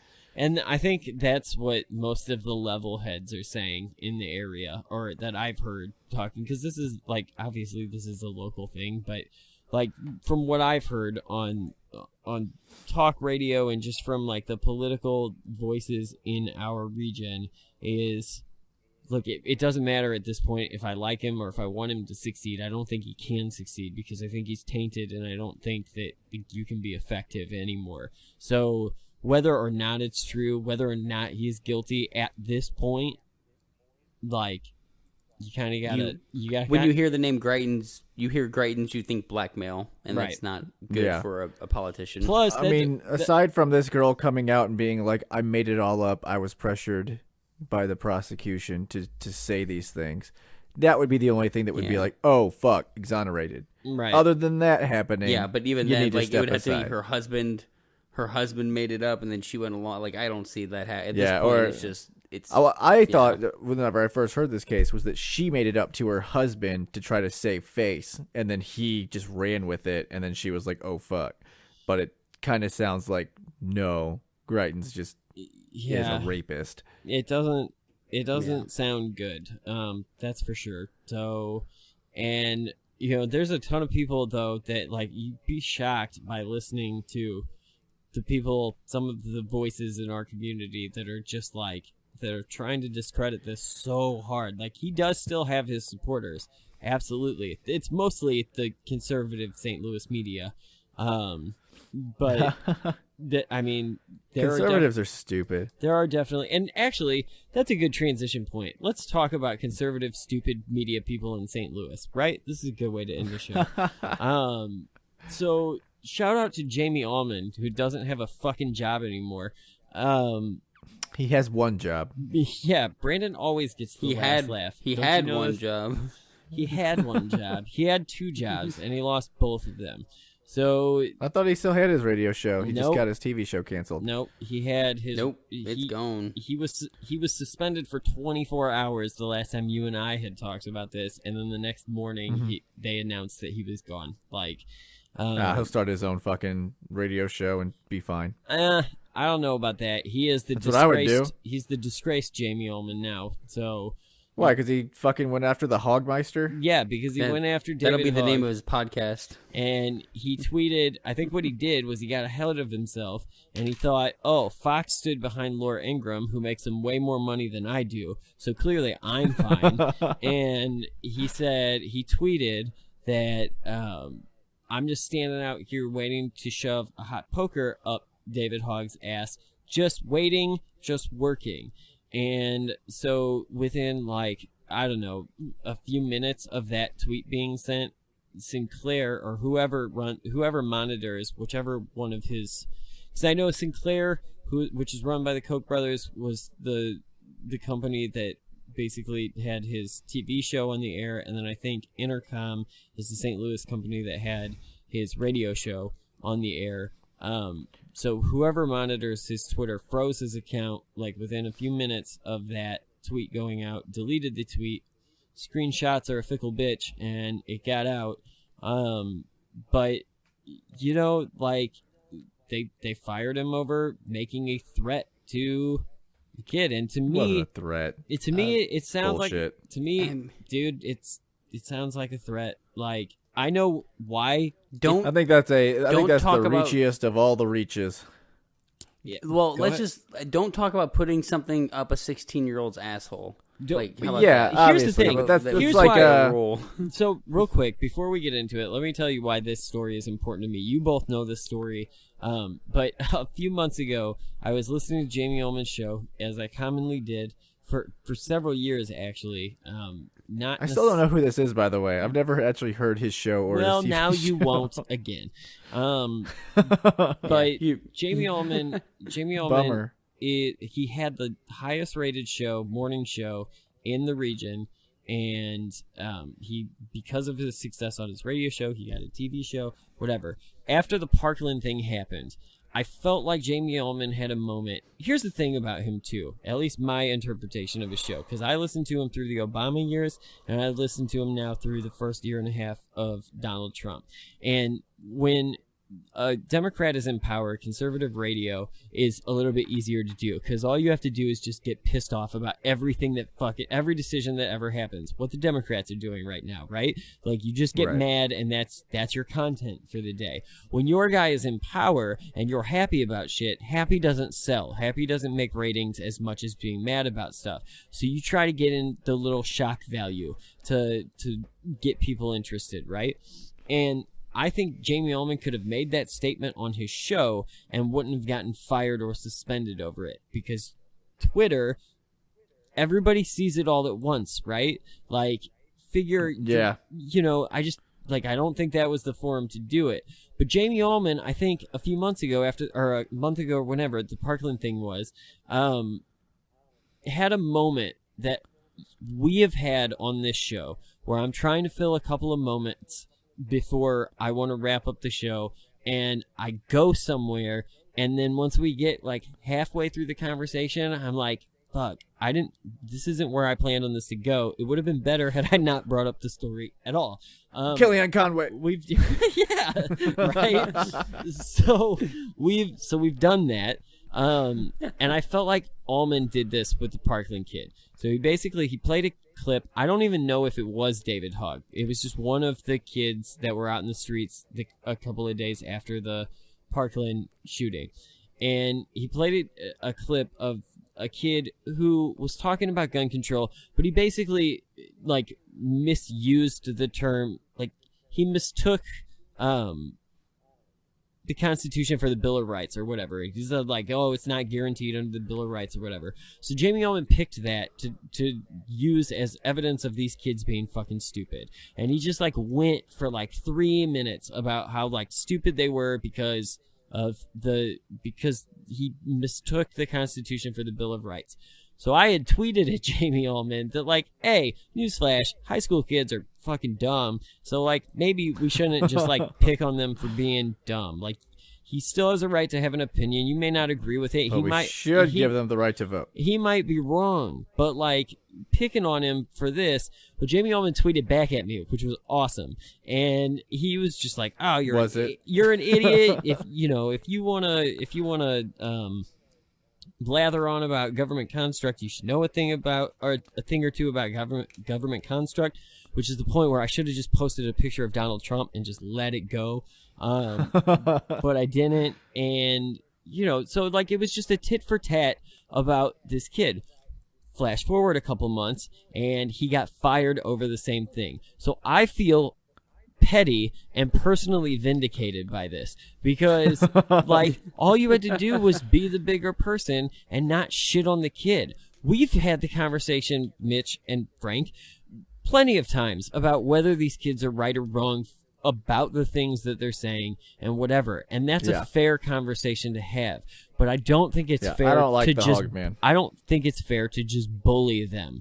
Be fucking bigger than that. Does that mean you should get fired? It depends on what you say, and I think this crossed the line. I understand why sponsors wouldn't want to be associated with it. I mean, fight them on policy. Like if what the kid is saying is wrong, tell me why. Don't talk about putting something up his ass. Well, most of what I disagree with Hogg about isn't his policy. It's that he's calling everyone terrorists and murderers and stuff. So it's not really the policy that I disagree with him on. And I do disagree with him on policy also, but I disagree with the. But those are fair criticisms. But if you're in the position that Jamie Allman is, invite him onto your show and debate him now that we've on what he's talking about. Like, now that we've gotten past that part of it, can you explain to me why you take that as a serious threat?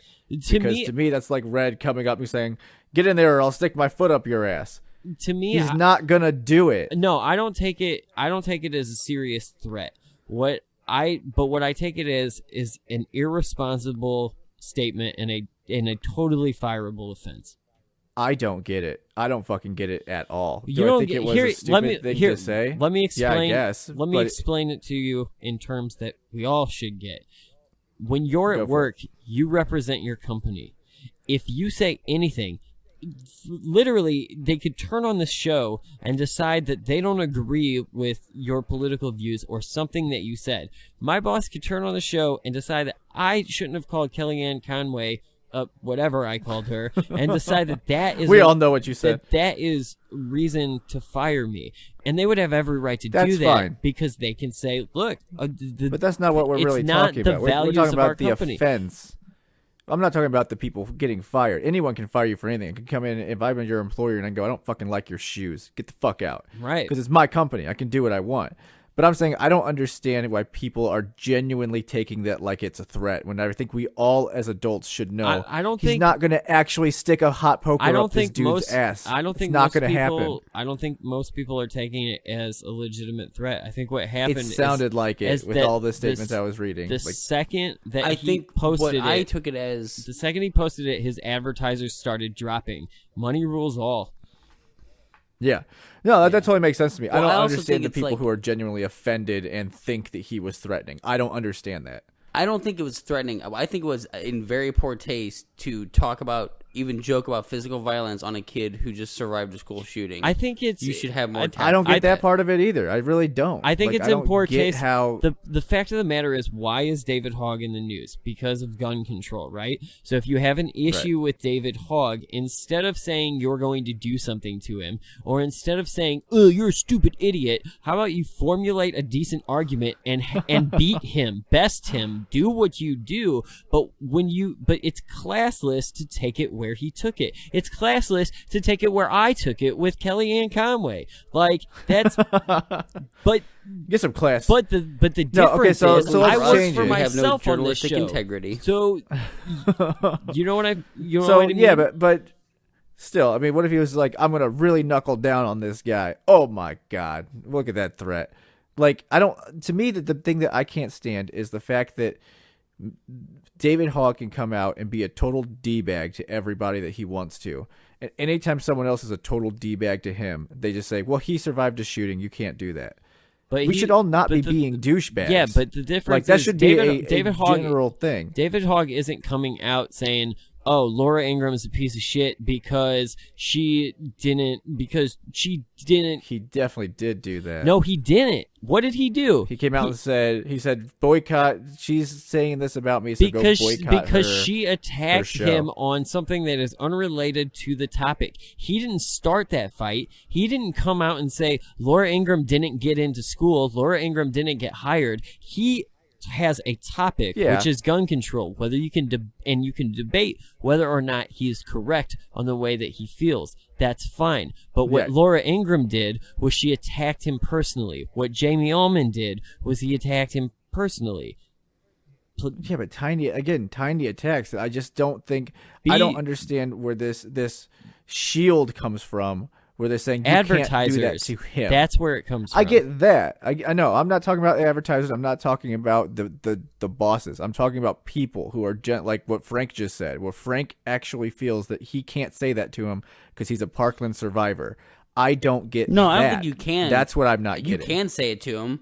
You can say it to him. I just think it's tactfulness, and I think that as someone who has advertisers, you probably shouldn't. Right. Yeah, I mean, the advertisers are going to do what they're going to do. Even if you win the fight, like, and you, I think you want to fight with a 16-year-old. And no one wins that fight. Like, when both people are being petty, right? You're not winning. And I think true. I tend to agree with Frank there. Like, yes, First Amendment, right? He has a right to say it, but but I do think that it's classless. I do think he should stay above that. If your job is to talk about politics, and the reason that you don't like this kid has something to do with politics, and you know that your audience agrees with you, just beat him there. Like, well, a lot of people don't like David Hogg either. So I think he thought that his audience was going to be on his side, and it sounds like they were. But it was just the advertisers. But if you're going to play rest of Twitter, well, yeah, that's the thing too.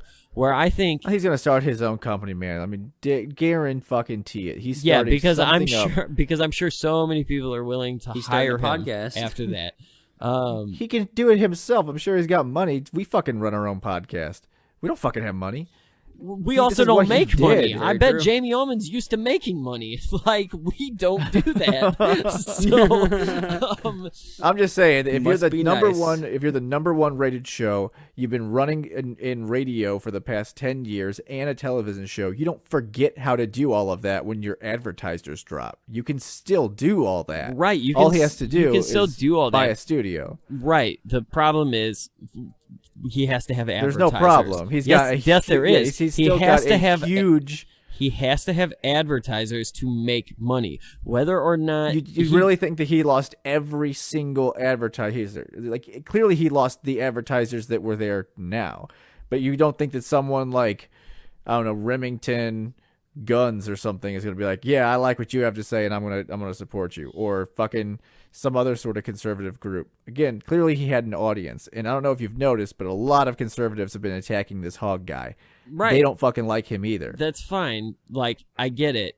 And maybe he will be fine. I'm not here to say whether or not I want or don't want that to happen. What I am here to say is you should have played it smarter. You should have taken advice from the dickhead on Twitter that told you to stay above the fray, because if you did, you'd still have two shows and they'd be the top rated in the St. Louis region. Like, or whatever. I don't know how far the region. I know it's bigger than St. Louis, but like, don't be a dick. That's all it came down to. And that's a dickhead that's saying that to you. Don't be a dick. Like, all you had to do was not be an idiot about it and realize that. I still think he'll come out on top. I think that he'll end up, and then all that money that he makes would be his own money. He wouldn't have to split it or get paid a salary. That's fine. So maybe this was for the best, but maybe he hopefully learned something here. Hopefully he stays off, because I don't fucking like conservative radio, so I don't fucking want to see this dude. He did become horrible too. It was easier to listen to him when he was just shitting on Obama, because I was like, this is what I expect. But then when it became, oh, my guy is doing everything that I like, and he was still trying to find ways to be angry. It's just like, dude, you're just trying too fucking hard. Like, just be happy. Like, he did what you wanted. Why are you trying to rub shit in everybody's face? Now you got a lot of free time to do that. So, anyway, all right, I guess we'll call it there for the week. So remember to follow us on Twitter and Facebook at TDAP 2017. I know we did have some issues with the podcast apps and iTunes and Google Play over the last week or so. That's kind of the delay on this episode. The reason that the segments are weirdly a week apart, but only 5 minutes apart. But I do think that has been corrected now. But if you're listening to it, you already figured that out. So this is not the right place to post that. Otherwise, I got nothing for you. Review us on iTunes. That would be amazing. We're actually getting, we have actually gotten a few of those in the last couple of weeks, and that's awesome. And if I was a better host, I would have this pulled up in front of me. But next week, I will read some of those reviews on the show. So keep those coming. Those are great. We love that. Like, subscribe, share our shit. And yeah, as always, here it is, your alternative fact of the week. Thanks. Mr. Zuckerberg, I remember well your first visit to Capitol Hill back in 2010. You spoke to the Senate Republican High-Tech Task Force, which I chair. You said back then that Facebook would always be free. Is that still your objective? Senator, yes. There will always be a version of Facebook that is free. It is our mission to try to help connect everyone around the world and to bring the world closer together. In order to do that, we believe that we need to offer a service that everyone can afford, and we're committed to doing that. Well, if so, how do you sustain a business model in which users don't pay for your service? Senator, we run ads. I see.